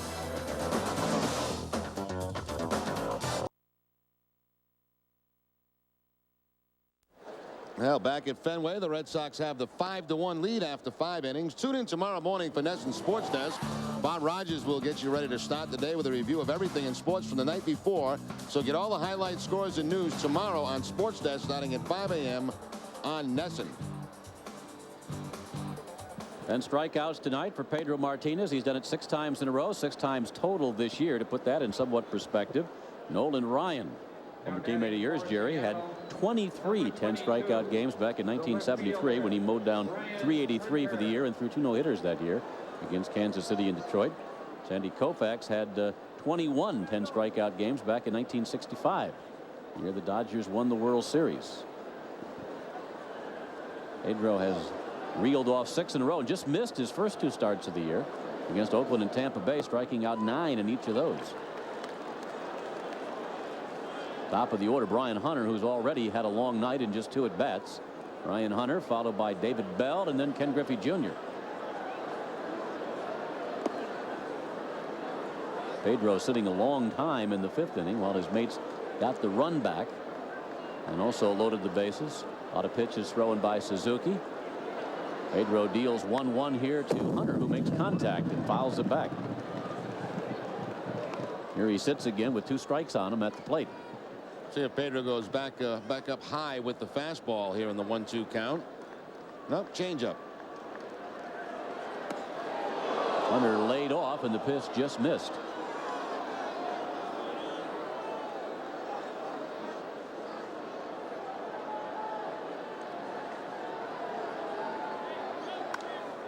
Foul fly off the bat of Hunter. Still has life at the plate. 2 balls and 2 strikes. Good game last night between Colorado and the Mets. Bobby Jones against Bobby Jones. And Bobby Jones was the winning pitcher. Was Bobby Jones a losing pitcher also? I think he was.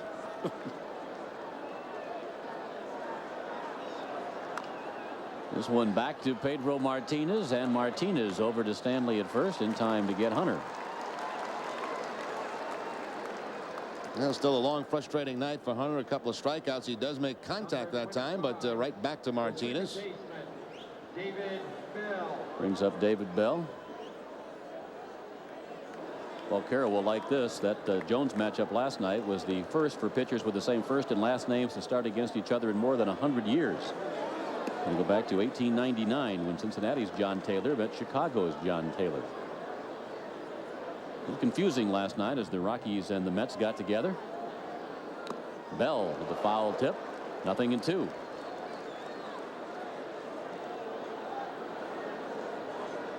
Bell tonight has flied to right and struck out.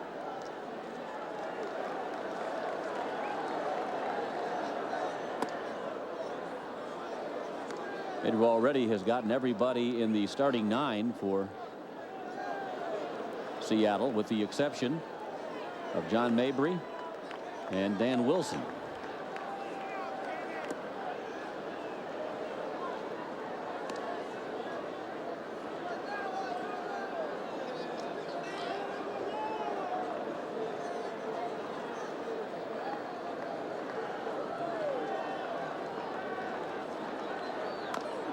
Bell nubs it foul over towards the Seattle dugout. Still 2 balls, 2 strikes.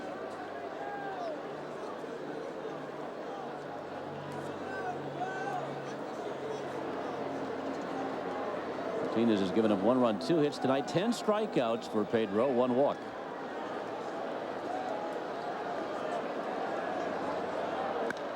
Here's Bell unloading to left field. This one's hit well. It's going. It's gone. A home run for Bell.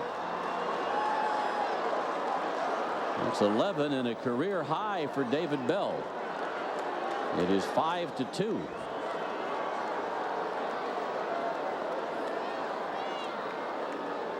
Well, a heck of an at bat there for Bell. He was able to hang tough against Pedro. Finally got the breaking ball that stayed inside. And Bell, with his new power this year, it's home run number 11 on the season. And the Mariners continue to lead the American League in home runs. That's their 63rd as a team. Only the second that Pedro's allowed. The last one coming in his first start. And Griffey Jr. nubs it foul. And there was a stretch last year where Martinez, you recall, had problems with the home run, but only 2 so far off him, and this is 8th start of the year. Bell going deep here. It's a 5-2 Red Sox lead. Minnesota beating Tampa this afternoon. That one tight on Griffey. 1 ball, 1 strike.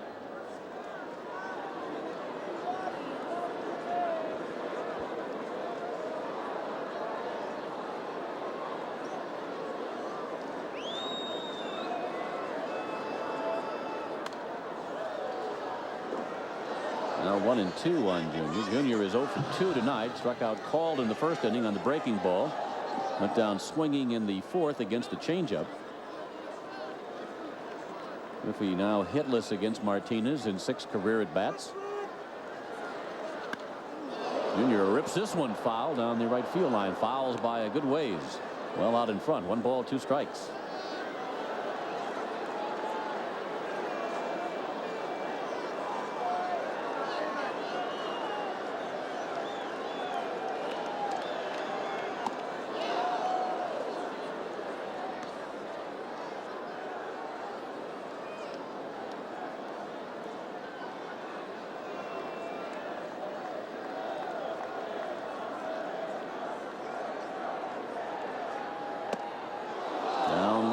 full count.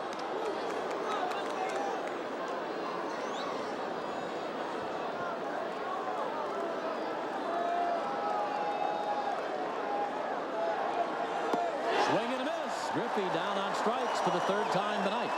11 strikeouts for Pedro Martinez. That looked again to be the changeup from Martinez on the 3-2 count. He's got him on a curveball and back-to-back changeups for strikeouts. That one stayed inside for Pedro, but still no contact by Griffey.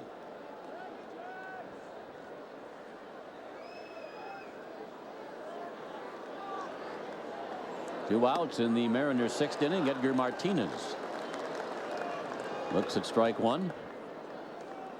Walked in the second, went down swinging in the fourth. As Martinez has reached the century mark.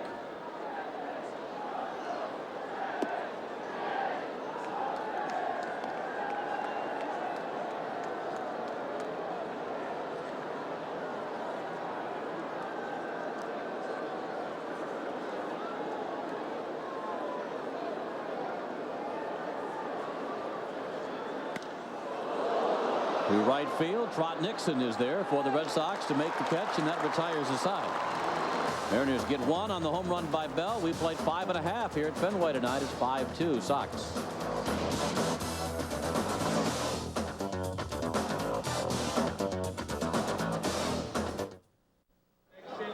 Back at Fenway, the Red Sox have the 5-2 lead as we move to the bottom of the sixth inning.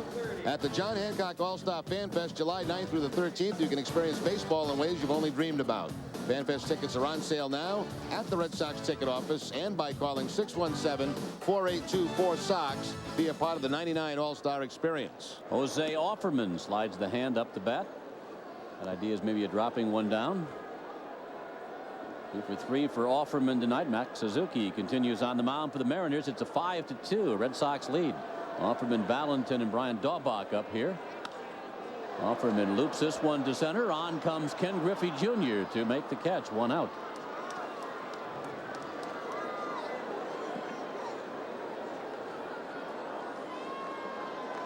A quiet series. You hate to say that, but a quiet series offensively for Junior Griffey. He's usually good for one spectacular play defensively as well. Here's John Valentin.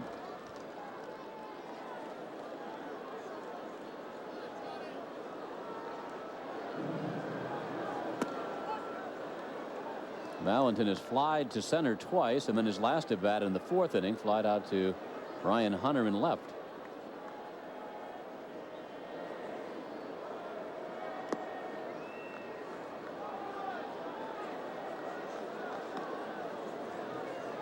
There is action in the bullpen as Suzuki works here in the sixth inning. His pitch count getting high. He has any further difficulty. Here's the 1-1 pitch now to Valentin, up high for ball 2. John Halama, the left-hander, one of the players that the Mariners picked up in that Randy Johnson trade that was vilified at the time, and in retrospect doesn't really look that bad. Obviously they lost one of the best pitchers in baseball in Randy Johnson, but they were going to anyway. David Segui at first base, and Segui to make the catch for the second out. But they picked up Halama, who they hope to develop into a pretty good pitcher. Carlos Guillen was the good one at second base. He's now with a knee injury. He was the top prospect. And Freddie Garcia, right-hander, who was part of Seattle's starting rotation. The other player picked up in that trade for Randy Johnson. Remember, we were there either at the trade or right after the trade. I think it was right after the trade, Jerry. And Woody Woodward, the general manager for Seattle, was really getting skewered in the papers, and it was Freddie who, Carlos who, John who are these three people? Brian Daubach jumps on the first pitch and lines out to David Bell at second base to end the Boston sixth. So we head to the late innings tonight here at Fenway Park. Pedro Martinez and the Red Sox with a 5-2 lead over Seattle.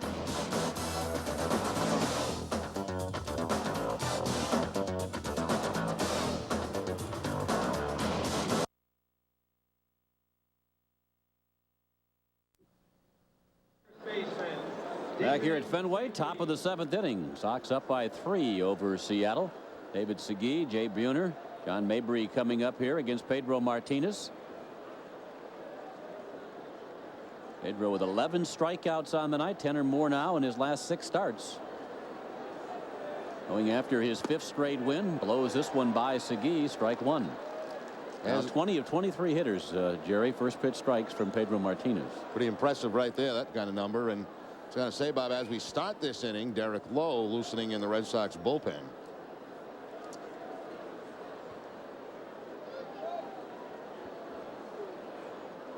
Pedro had gone over the 100 pitch count in the 6th inning. We'll get an extra day off between starts, being tomorrow being an off day. The Sox will still use the full rotation before Martinez pitches again, or is scheduled to pitch again Tuesday night back here at Fenway against the Yankees.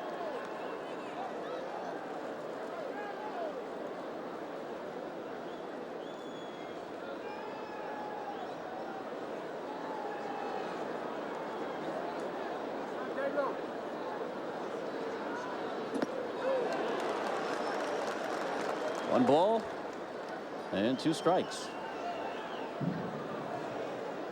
Segui struck out swinging in the 2nd inning and then got the Mariners' first hit, a double over the head of Darren Lewis off the wall in straightaway center field. Back in the 5th inning, he scored the Mariners' first run coming in on Dan Wilson's sacrifice fly. Mariners' 2nd run came last inning on the home run by David Bell.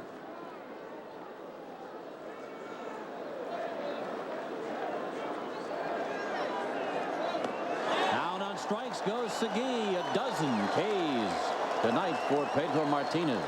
Like Pedro was having a little fun with Segui in that at bat. Segui was taking a long time. Pedro kind of put his glove to the side of his face and was actually smiling on the mound, and then comes back to strike him out on the changeup as the Ks continue to go up on that out in center field bleachers. Pedro has piled up 12 of them tonight as Jay Buhner steps in. You and Sean talking the other night on the JCS New England network about why K is the strikeout symbol, and you were right as to why it was. They used S for a number of other things and decided that K was the prominent letter or prominent letter in the word strikeout.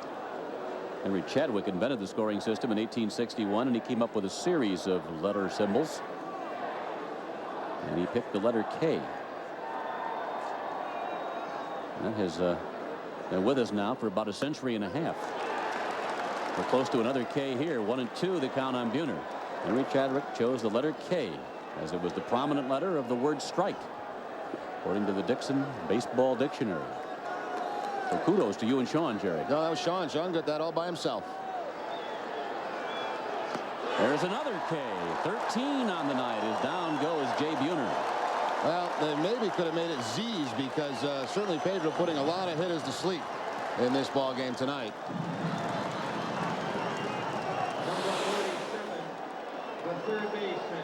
Fastball that time by Jay Buhner for the strikeout. He's got him on a curve. He's got him on a changeup, and that time the fastball. 15 strikeouts against the Angels last Friday. 13 against the Mariners tonight. Here's John Mabry. Mabry dribbles 1 too short. Nomar Garcia-Parra over to Mike Stanley. A 1-2-3. Top half the 7th inning. So a 7th inning stretch tonight here at Fenway as the Red Sox enjoy a 5-2 lead over the Mariners.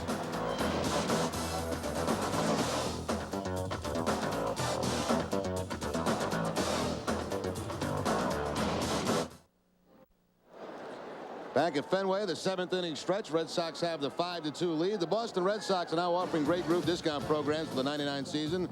Bring your office, family, or any other group out to friendly Fenway this summer and save up to 50% off regular prices. For tickets and information, call Group Sales at 617-262-1915. Pedro Martinez, 13 strikeouts tonight, including getting Ken Griffey Jr. 3 times. He has a 5-2 lead as Nomar Garcia-Parra leads off the bottom of the 7th inning against Seattle right-hander Max Suzuki. Suzuki misses upstairs. 1 ball, no strikes.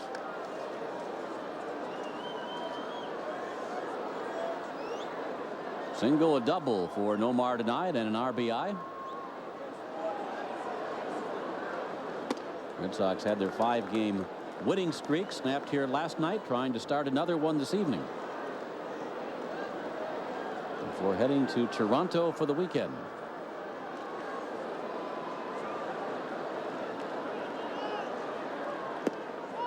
There's a strike at the knees. Left-hander continuing the throw in the bullpen for the Mariners, and you have to wonder if this might be the last hitter for Suzuki, with O'Leary, the lefty, up next. Garciaparra rips this one towards the corner. Probably extra bases. One hop off the wall. Played by Hunter. Here goes Nomar for two. And he is in with his second double of the night.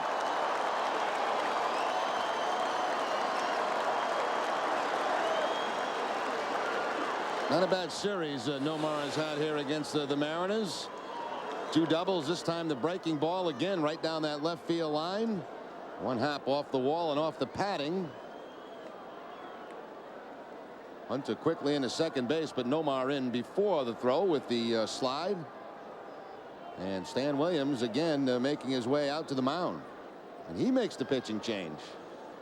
Well, I thought maybe Suzuki had a chance to stay in the ball game, but it's going to be, because usually Piniella is the one who makes the change, but this time it's Williams calling for the left-hander Halama in the bullpen, and Suzuki will leave after giving up the leadoff double to Garciaparra here in the seventh.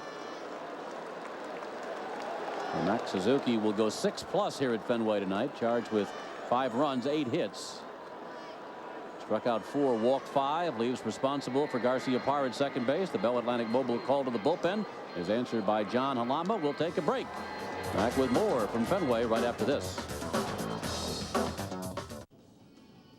Bob Rogers back in our Red Sox studios with this Major League update. And I'll tell you what, Mike Mussina trying to join Pedro Martinez as the only 6-game winners in the American League. He had a 4-1 lead until Manny Ramirez finds the gap in right center. It will score 2. Ramirez is out at third, so Mussina avoids further damage. The O's up, though, 4-3 in the 7th. Back here at Fenway, Red Sox up 5-2 in the 7th tonight. Pitching change for the Mariners. Max Suzuki leaves, and the left-hander John Halama. First time we've seen him in the series. Appearance number 12 on the season for Halama. A record of 1-2. All those appearances out of the bullpen. 18 hits in 19 innings, 11 strikeouts, opponents hitting .257. As you mentioned, Bob, one of the 3 players coming over to the Mariners in that Randy Johnson deal a year ago. 6 big league games prior to this year with Houston. Actually, he started the year with the Astros a year ago, then went back to the minor leagues. He's in to face the left-hander Troy O'Leary. O'Leary batting with Garciaparra at second base. Nobody out.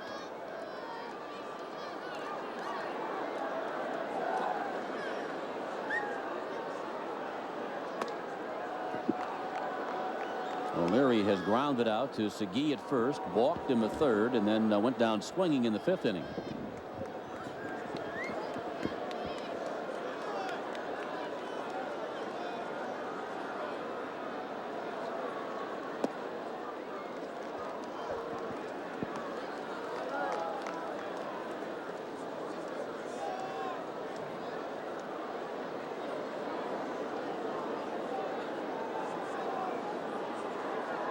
Here's Halama's 2-0 pitch now to O'Leary, in for a called strike.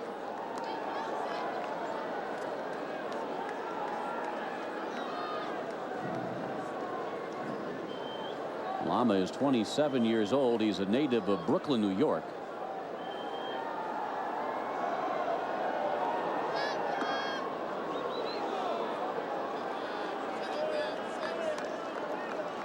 Three and one on O'Leary.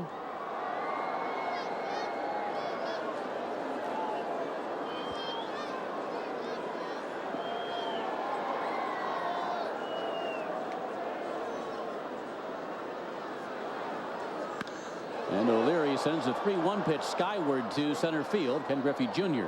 getting himself in position to make the catch. Garciaparra tags at second base and will hustle over to third. O'Leary hits it deep enough to enable Nomar to move to third base with 1 out. Well, he's done it a couple of times tonight in this game where he's made an out and advanced to base run. He did it back in the 2nd inning with a ground ball to first base. Nomar was able to go to third, and now the ball hit deep enough to center where Griffey could not throw out Garciaparra at third base. So the leadoff double, just like back in the 2nd, the out made, but Nomar ends up on third base. This time they pull the infield in with Stanley at the plate. Down by 3 runs now late in the game. Avery at third, Cedeno at short, Bell at second, and Segui at first, all in as the pitch to Stanley is down low. Stanley got an RBI when the Mariners did not play the infield in with Garciaparra at third base and one out back in the second inning. Stanley got him home with a ground ball to short. Mike is 0 for 3 tonight, still looking for his first hit in this 3-game series against the Mariners.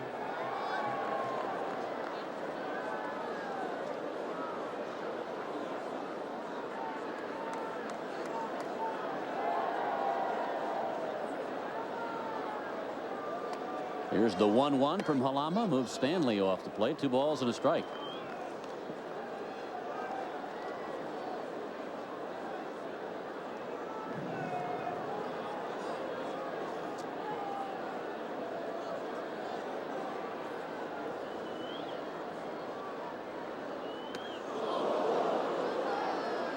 Two balls, 2 strikes. Big slow curveball that time from the left-hander. Stanley has grounded to short, fouled to the first baseman Segui, leaving the bases loaded in the third, and then bounced back to the pitcher Suzuki in the 5th inning. 2-2 pitch to Stanley, sent foul down the third base line. Handled flawlessly again. He's been quiet down there tonight for him, but never loses concentration. Say it's hard when you go that long without a chance, and all of a sudden you're in the action. I think those knees would stiffen up, sitting down all night like that, but he stretches out between innings to stay loose. Works out at the gym every morning.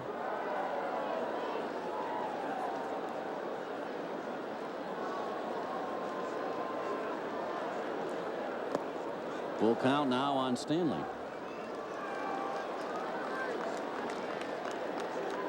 Garciaparra opened the inning with a double off the wall. Skipping it on the left field corner. Advancing to third and the fly out by O'Leary. Stanley trying to get him home from third.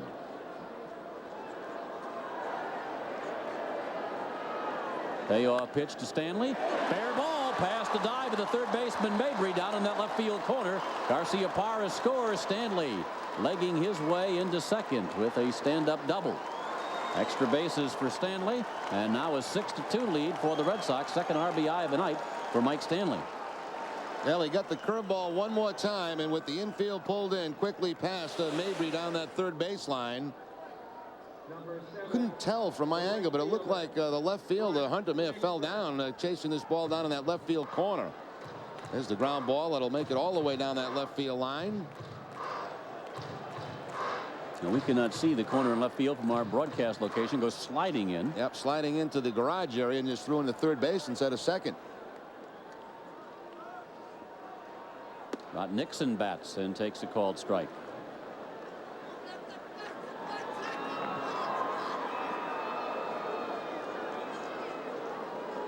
Rod Nixon now has a 6-game hitting streak. He's 1 for 2 tonight plus a walk.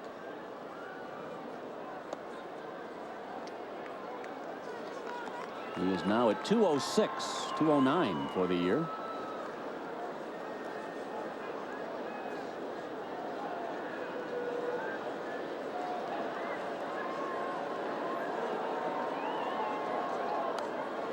Foul back. If I'm not mistaken, the Mendoza line was a player named Mendoza who played for Seattle, I think, back in the early 80s. I remember late his 70s. first name now. Mario Mendoza? Yeah, Mario Mendoza. And always struggled to hit 200. Right, that's how they got the Mendoza line. How long ago did he play? I'm trying to remember. Many moons ago when I was playing. That long ago?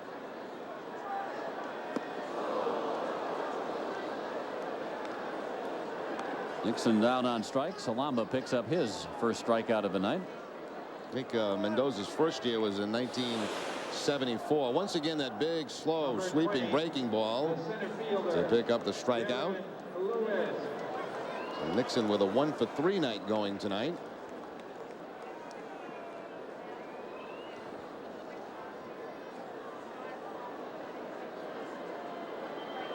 Two outs for the Sox here in the 7th inning. Here's Darren Lewis. Well, the only comparison you can make Randy Johnson to John Halama is they're both left-handers. Johnson much bigger, 6'10", although Halama is 6'5". Johnson obviously throws much harder. Houston got to rent him for a month. He was a dominant force in the National League, and then of course signed a free agent contract with Arizona. which is why Seattle felt they had to trade him and pick up prospects while they could.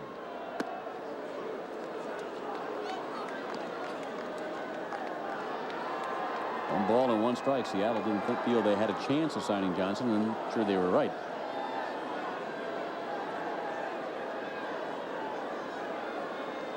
Stanley at second base with 2 outs. Chopped up the middle by Lewis, handled by Cedeno. Cedeno to Segui for the final out of the 7th inning. Sox get a run though, and the RBI double by Stanley. They've got a 6-2 lead as we head to the 8th inning.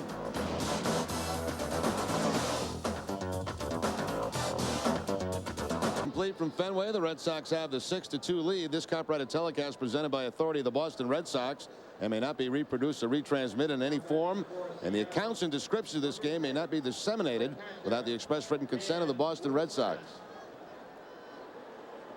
Pedro Martinez, 13 strikeouts tonight. His last 6 starts, encompassing 45 2/3 innings, 71 strikeouts, and has walked just 9. Has a 4-run lead, goes after his 5th straight win tonight as Dan Wilson takes a called strike. Wilson had an inside the park grand slam against the Tigers last year. A rarity, and particularly considering the fact Wilson's a catcher. Down 2 strikes to Pedro Martinez.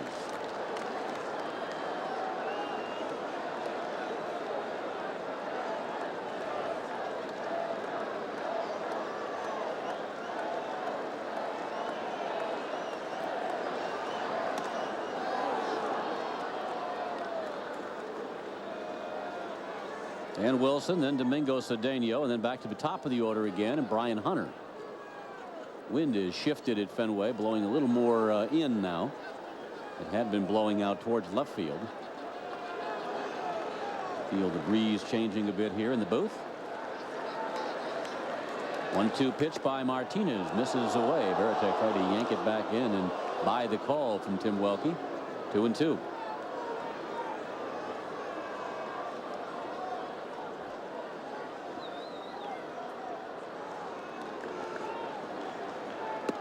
Swing and a miss. Down on strikes is Wilson. 14 strikeouts for Pedro Martinez. Once again, the changeup from Pedro to pick up the strikeout. Well, he just keeps piling them up every single outing.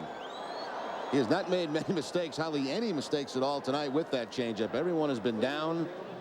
I think he threw 1 hanger in the ball game. That was the curveball to Bell, and Bell made him pay for it with the home run. But other than that, not too many mistakes, and you're entitled to a few in the course of a game.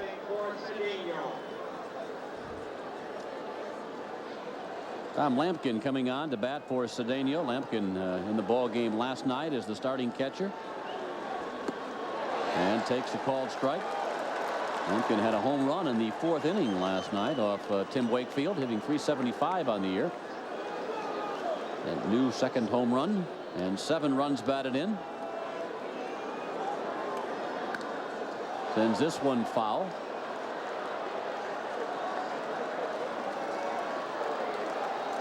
Martinez has thrown a first pitch strike to the last 12 Seattle hitters, and ahead of everybody it seems all night long. Lone walk was to Edgar Martinez leading off the 2nd inning. 24 out of 27 hitters in the game have looked at a first pitch strike. And 3 strikes here to Lampkin, and back to the Seattle dugout. 15 strikeouts. Count them. 15 Ks for Pedro Martinez.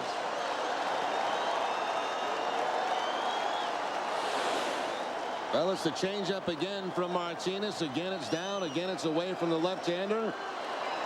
What was that number, Bob? 24 first pitch strikes? 24 of 27. 24 of 27. So these hitters are constantly in the hole.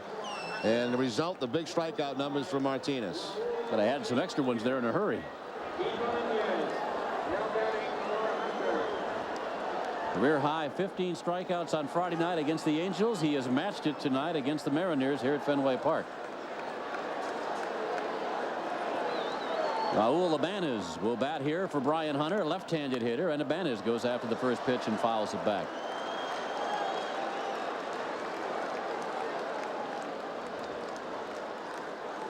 .357 for Ibanez this year.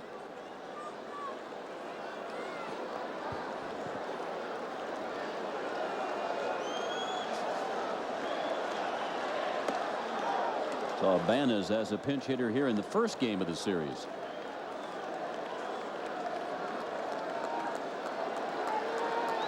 To a ninth inning walk. Here's the 1-1 from Pedro. Swing and miss. Strike two. Pedro is one strike away from a career high 16th strikeout.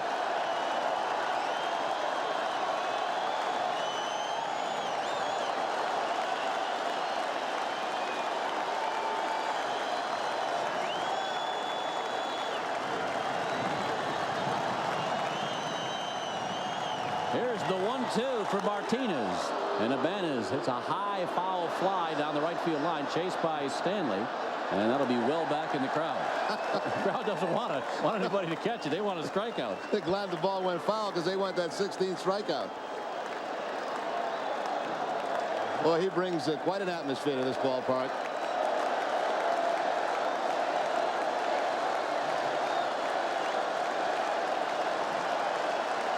.123 pitches tonight for Pedro Martinez. Here's the 1-2 once again, and it's down and in to Martinez. 2 balls, 2 strikes. Crowd is roaring on every pitch.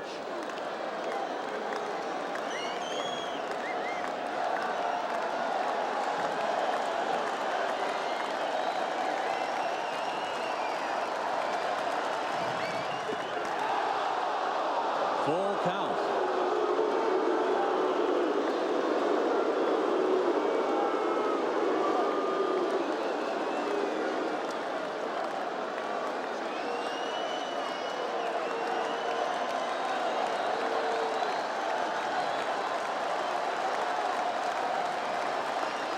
Three-two pitch, grounded up the middle. It's a base hit for Martinez.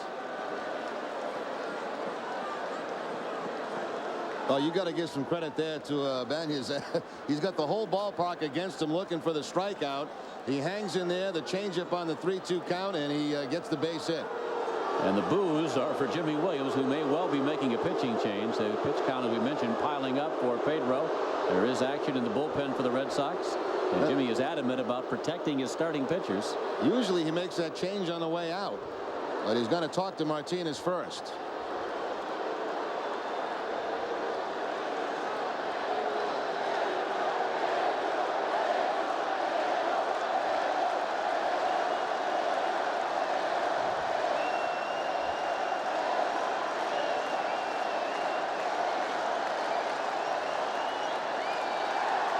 Going to stay with him for now. Much to the delight of the Fenway faithful. Now, when Jimmy doesn't make the sign of the bullpen before he gets to that first baseline, he's going to go out and talk to the pitcher, see how he feels. And Pedro talked him into at least facing one more guy, because most of the time he makes that sign of the bullpen before he even gets out there. 126 pitches so far for Martinez.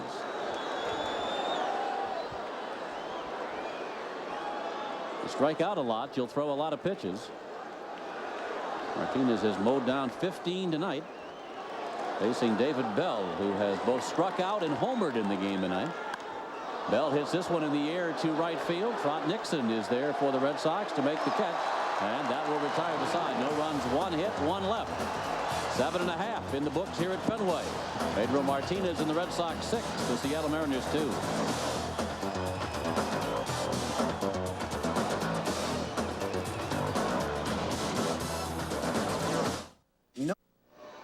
Back here at Fenway Park, the Red Sox with a 6-2 lead over the Seattle Mariners.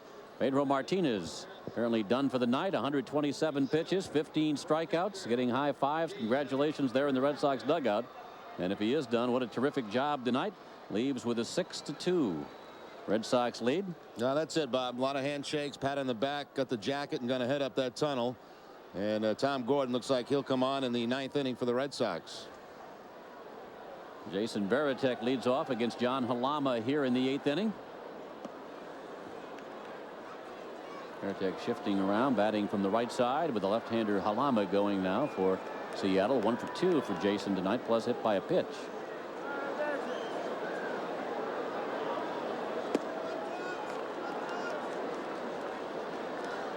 Some defensive changes. That's Raul Ibanez into the ball game as a pinch hitter for Hunter. Replaces Hunter defensively in left.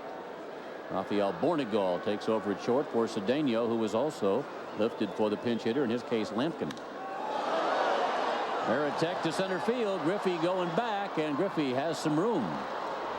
Caught it before he stepped on the warning track. Straight away center field. Mentioned that wind had shifted a bit, so that didn't help the cause of Veritek. Hit it well. Griffey flags it down in center. 1 out. It's amazing. It feels like the temperature's dropped about 10 degrees here since the wind shifted blowing in towards center field. 2 straight 15 strikeout games for Pedro Martinez. Garciaparra with a couple of doubles, and RBI. He scored a pair. Offerman with 2 singles, and the Red Sox 6 runs, 9 hits, and a 6-2 lead. Trying to wrap up what has been a most successful homestand. Couple of hits, a couple of RBIs for Jose Offerman tonight.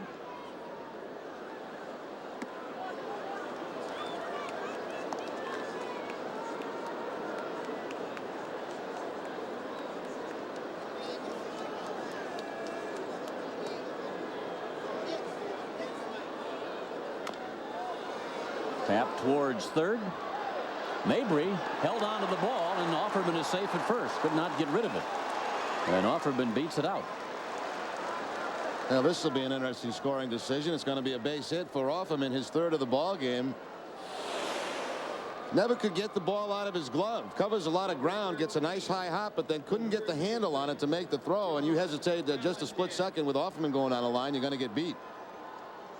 A couple of infield hits for Offerman in this game. He looks like he's going to throw a knuckleball at first base the way he originally came out of the glove with it. Decided not to do that.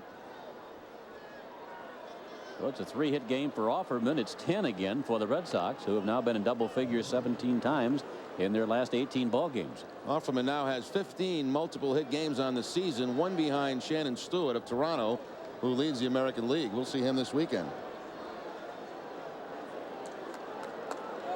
Got your passport ready? Yeah, I've already got it packed. Yeah.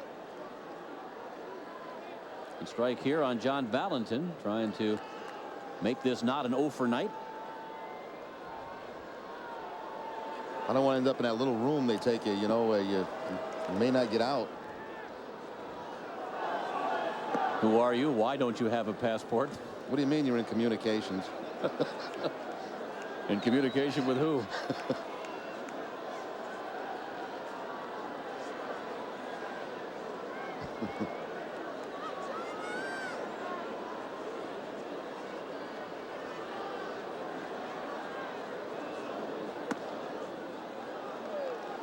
The balls and a strike on Valentin. Brian Daubach on deck for the Red Sox.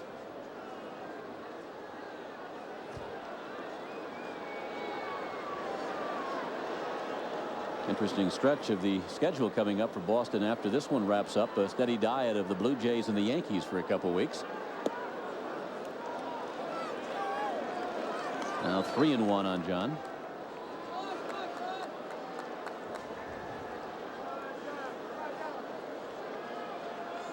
Segui holds with Offerman. 1 out. Bottom of the 8th inning. Sox up by 4. On a night where Pedro Martinez has struck out 15 again. Down low, ball 4.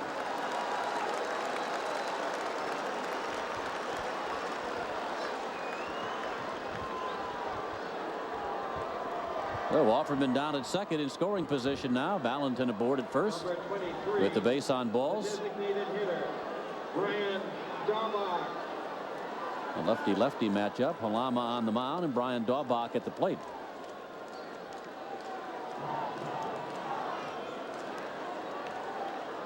Daubach being given a lot of playing time by the Red Sox. Jimmy Williams liked what he saw of Daubach in spring training.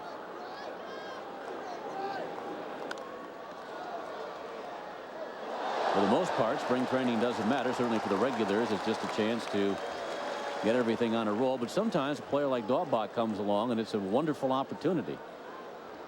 Bob, when you get great pitching like Pedro tonight, you get great plays in the stands, too. Guy just made terrific play leaning over the roof boxes. He wouldn't lean over too far, though.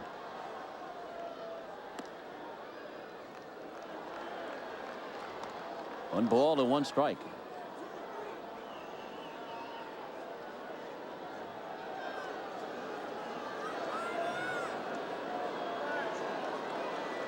Offerman off a second. Valentin off a first.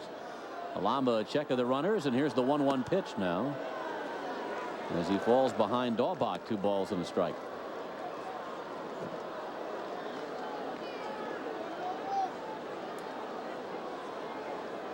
Mariners have that cross-country charter flight after the ball game tonight, taking them back to the Pacific Northwest. They'll open a homestand on Friday against Kansas City, but they also get Alex Rodriguez back for Friday night's game against the Royals.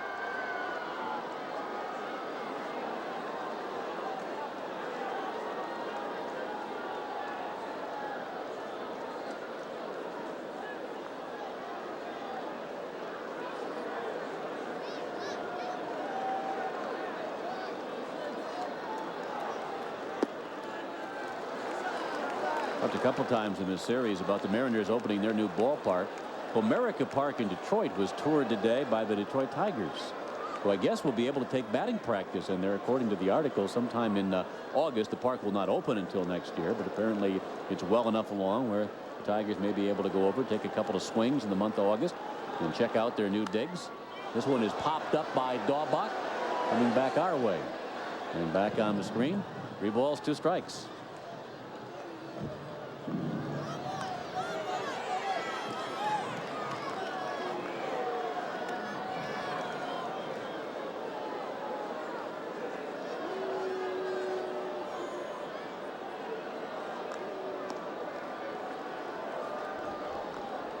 Mariners will open their new ballpark, Safeco Field, the game after the All-Star game.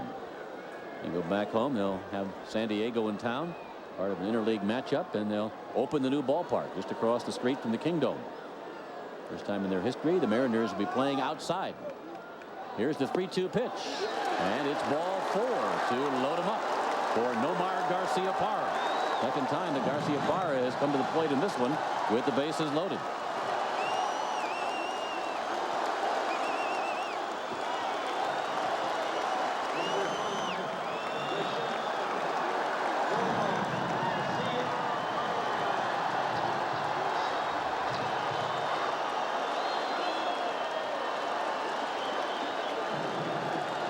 Three for 4 for Garciaparra tonight. A couple of doubles, an RBI, and a run scored.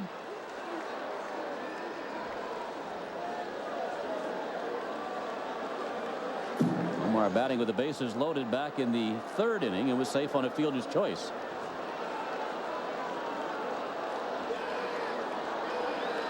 A couple of crazies ran on the field, so that's the reason for the delay right now.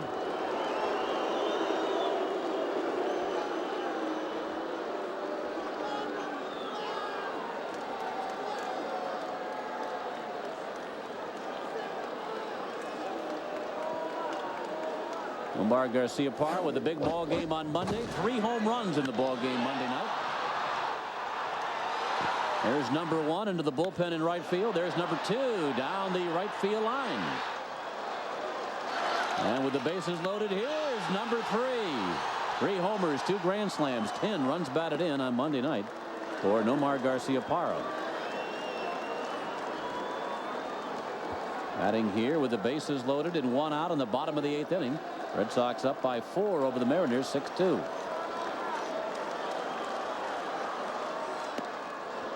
Lambo works him away, 1-1.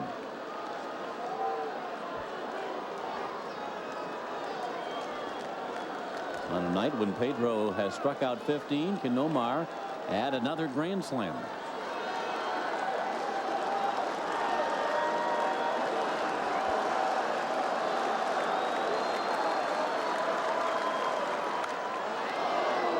Fly. That'll be back in the seats. 1 ball, 2 strikes.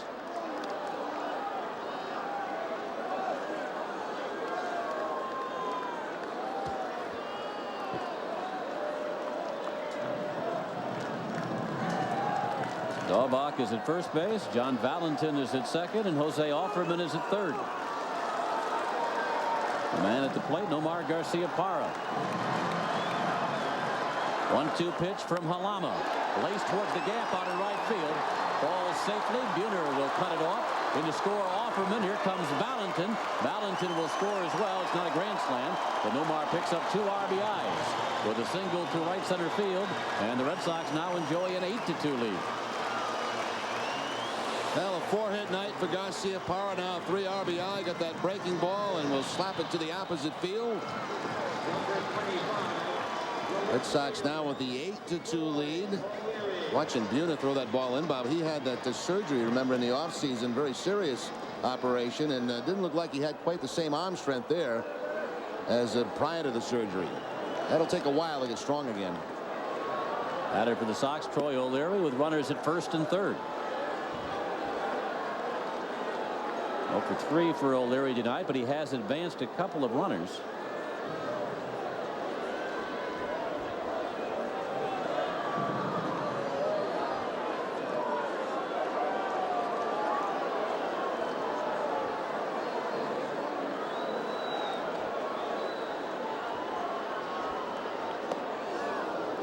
O'Leary quickly down, 0-2. Well, it has been a night for the 2 big stars on the Red Sox. Pedro with a tremendous pitching performance. Nomar with 4 hits and 3 RBI.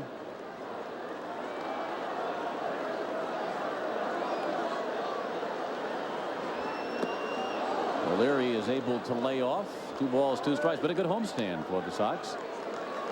And a chance they can hold on to this lead to close it out 6-2 before heading to Canada tomorrow night following the off day. Jimmy Williams going back to Toronto, where he used to be the manager of the Blue Jays a number of years ago. In on the fist, and O'Leary fouls it back on the screen. In a couple of strange swings tonight. Hunter way back in the first inning off Martinez, and now O'Leary. That's self-defense there. If he didn't get the bat, it might have got a piece of him.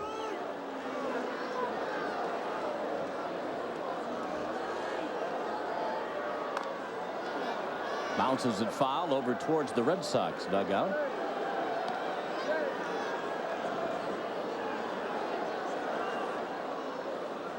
Eight runs, 11 hits for the Red Sox tonight. 2 runs, 4 hits for Seattle. Both clubs have played error-free baseball.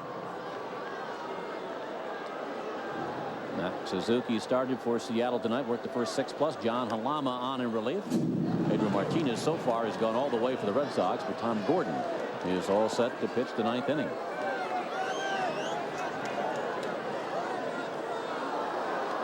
There was 1 game postponed in the American League tonight. Texas at Chicago. Weathered out at Comiskey Park. O'Leary in the air to center field. Griffey drifting back after this one. He will make the catch. Tagging at third base and coming in to score on the play is Dahlbach. O'Leary picks up a sacrifice fly. So O'Leary without a hit tonight, but knocks in a run, advances a couple of runners. A productive night at the plate. Yeah, that was a tough at bat for O'Leary. He was fouling off some nasty pitches and then finally hung in there long enough to get that fly ball to center field for the out. And the sacrifice fly. He had some funny looking swings to stay alive, but he did stay alive and got an RBI out of it. And he'll take some abuse from Grady Little there. There's no question about that. 9-2 for the Sox. Here's Mike Stanley. Stanley looks at one down and away.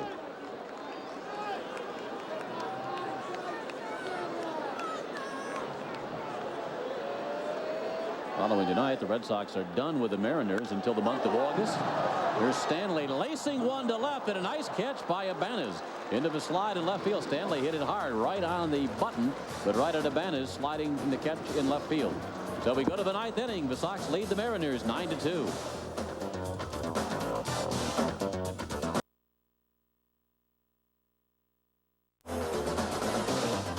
Well, back here at what is now chilly Fenway Park, with the breeze shifting and blowing in off the sea breeze, as Jerry calls it. It's 9-2 in favor of the Sox. It will not be Tom Gordon. It will be Derek Lowe, however, taking over on the mound, as Pedro Martinez done after working the first 8 innings. 16th appearance for Lowe on the season. A couple of saves. Lowe last worked against Anaheim. 3 innings in that ball game, allowing a hit and 3 strikeouts. Well, tough loss for the Bruins tonight. They lose it 3-2 to Buffalo. They jumped out of a 2-1 lead early in the first quarter there, but a couple of third period goals by the Sabres win it. I didn't realize you were such a hockey fan. Right on top of it tonight, Bob. And Griffey Jr. goes the opposite way against the shift, and Derek Lowe dumps it into the corner in left field. Griffey rounds first, makes a wide turn. O'Leary hustles it back in, and Griffey will settle for a single. Jr. struck out his first 3 at-bats against Pedro Martinez. Well, he's taken advantage of the wide open space on that left side a few times in this series. Designated hitter, Edgar Martinez. Here's Edgar Martinez, the DH. Pedro tonight, 30 strikeouts, 15 against the Angels and 15 against the Mariners tonight. So 30 strikeouts in 2 consecutive starts. The all-time American League record is 32. Held by Louis Tiant in 68, Nolan Ryan in 74, and Randy Johnson in 1997. National League record 33, Kerry Wood, who was sidelined this year, unfortunately, with that elbow injury. But Wood struck out 33 in back-to-back starts last year for the Cubs. Pedro on the mound in the good weather, 28,177 taking this one in at Fenway Park tonight. Sox wrapping up the homestand. Edgar Martinez takes one high, 1 ball, 1 strike.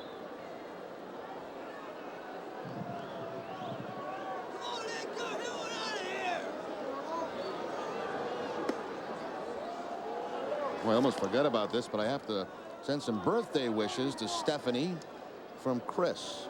Happy birthday, Stephanie. I'm glad you remembered that. Boy, I just remembered it.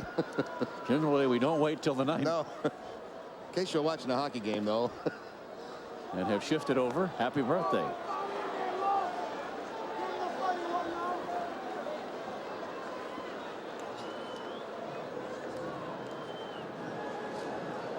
Griffey aboard the leadoff single here in the 9th inning. Red Sox with a 9-2 advantage. You know,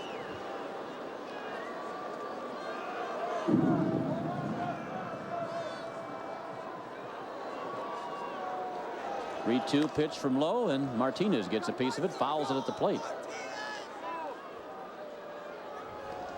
9 runs, 11 hits for the Sox, 2 runs, 5 hits now for the Mariners. Eric Lowe on a relief of Pedro Martinez. Martinez trying to nail down his 5th straight decision. Up his mark to 7-1 will be the major's first 7-game winner. Here's a drive to center. Darren Lewis will flag it down. Hit well by Edgar Martinez, but Darren Lewis able to run it down for the Red Sox. 1 out. Red Sox outfield shading of Martinez to hit the ball the other way, and because of that, Lewis able to make the catch. The first baseman, David Segui. Oh, 1 on, 1 out. Here's David Segui. Doubled the center, scored the Mariners' first run back in the 5th inning.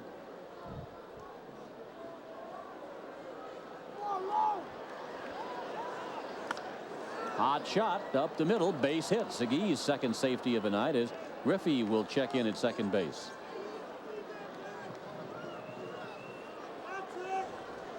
Number 19, the right fielder, Jay Buhner. So 2 aboard for the Mariners here in the 9th. Here's Jay Buhner. Buhner, like Griffey earlier this inning, comes to the plate 0 for 3 with 3 strikeouts on the scorecard tonight.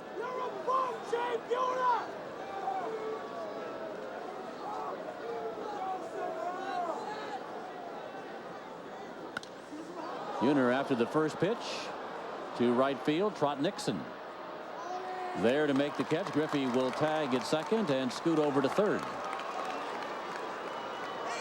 Buhner out on a fly to Nixon right. 2 outs for the Mariners, down to their final out in the ball game, with the Red Sox on top 9-2. From third baseman, John Mabry.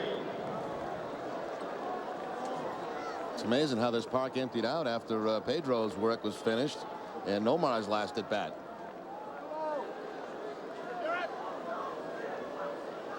First and third for the Mariners with 2 outs. Up to John Mabry from a Seattle point of view to keep this thing going. Takes a fastball wide. 1 ball, no strikes.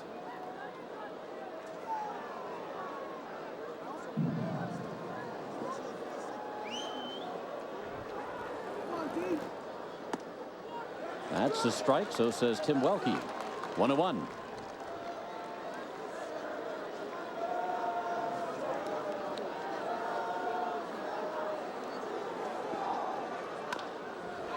Ground ball on the right side, charged at second base by Offerman over to Stanley. A nice play by Jose Offerman to end the ball game.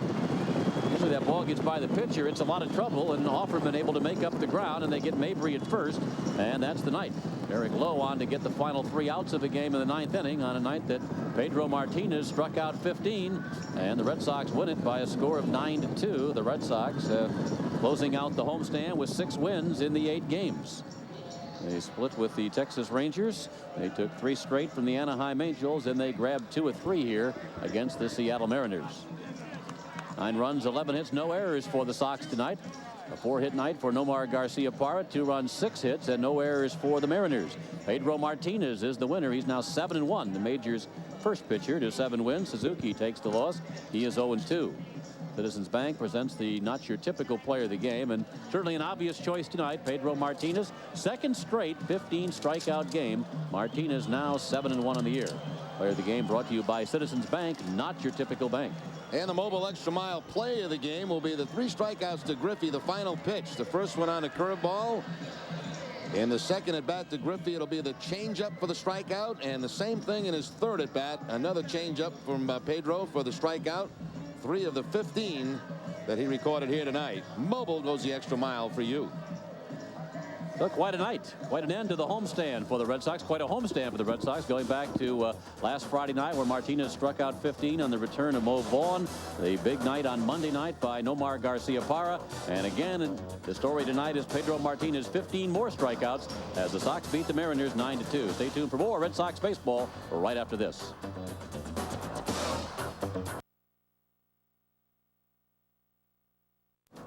Red Sox baseball at its best tonight at Fenway. Nomar goes 4 for 5, and Pedro Martinez dominates. The Dominican Dominator improves to 7-1, the first 7-game winner in the majors as the Red Sox take care of the Mariners 9-2. This has been one of the most exciting homestands in a recent memory for the Red Sox. Of course, Mo Vaughn made his return Friday night to Fenway, and the Red Sox swept the Angels. Now they take 2 of 3 against the Mariners. Nomar, of course, the big night a couple nights ago, and Pedro was the story tonight. It starts in the 1st inning. He sets the tone for the entire ball game, and he was the Dominican Dominator, no doubt about it. From the very 1st inning, Pedro Martinez takes care of business against the M's. It's Ken Griffey Jr. at the plate, and anytime you set down Jr., you get the ballpark rocking.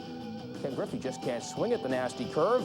Shakes his head, says, I can't believe it. David Segui says, I can't believe it either. 2 strikeouts in each of the first 2 innings. Pedro looking strong. Now in the 3rd inning, the Sox are already up 1-0. Jose Offerman grounds to David Segui, who throws to Max Suzuki, who misses the first base bag. D-Lou scores in the play. It's 2-0. 4th inning, now Offerman again. This time drops the single into left center. Trot Nixon will score from 2nd. Jason Varitek is a dead duck at 3rd, but that's okay. The Red Sox have the 4-0 lead. Back to Pedro. Jay Buhner, forget it. Strikeout victim number 10. It's the 41st time in his career Pedro has done that. The 6th straight time that ties the Major League record with Randy Johnson. Now, the only mistake, really, that Pedro made of the night, David Bell says, I'm not going to miss. He doesn't. His 11th home run of the season, that ties a career high for him. But Red Sox come right back offensively. Mike Stanley shoots one down the 3rd base line. It will score Nomar to restore the 4-run lead at 6-2. Top of the 8th, Pedro again. Tom Lampkin, the Dominican Dominator, 15 strikeouts. One of the most exciting performances of the season. Now we showed you Pedro. We have to show you Nomar. Big night for him. He goes 4 for 5, 3 RBI, drives home 2 here in the 8th inning to make it an 8-2 ball game. The Red Sox with a fantastic win and a terrific homestand.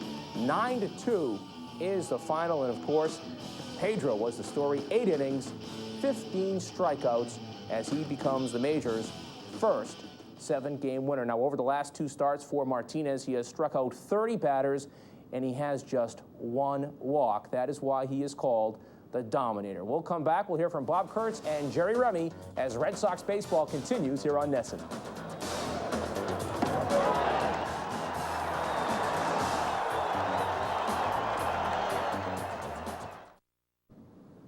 Pedro Martinez, a story at Fenway tonight. Now, usually the manager he never hears the cheers at Fenway Park or in any ballpark for that matter, but when Jimmy Williams came out in the 8th inning to possibly take Martinez out of the game, he heard the boo birds, but when he walked back to the dugout, leaving Martinez in, yes, Jimmy Williams got some cheers at Fenway. For a recap of the ball game tonight, we send it back upstairs now to Bob and Jerry. Guys. Okay, well, thank you, Bob. Quite a homestand for the Red Sox. Those two great performances by Pedro Martinez and, of course, Nomar the other night.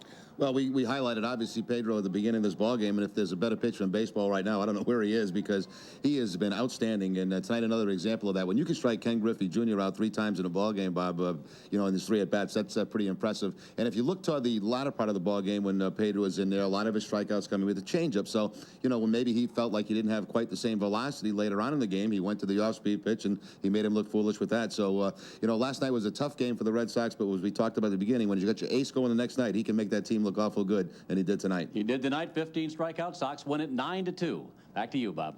All right, thanks a lot, guys. Now, Martinez, his second straight 15-strikeout game. Nomar Garciaparra, as we mentioned, with a big night at the plate. He extends his hitting streak to 15 straight games with that second-inning double. And Jose Offerman also had a nice night at the plate. He went 3 for 5 with 2 RBI. He's been a hitting machine. It's his 15th multi-hit game this season. We'll take one final timeout, come back, and put the finishing touches on this Red Sox win over the Mariners.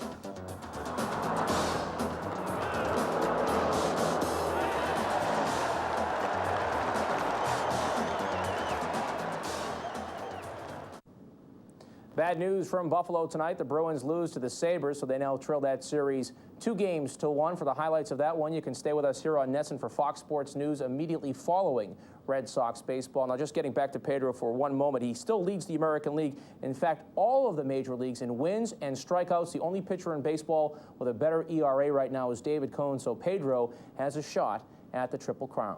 Well, once again, the final score from Fenway, the Red Sox make it 2 of 3 against the Mariners. 9-2 is your final. Next action here on NESN is in Toronto on Monday night. Game time, 7 o'clock. Bob Kurtz and Jerry Remy with the call.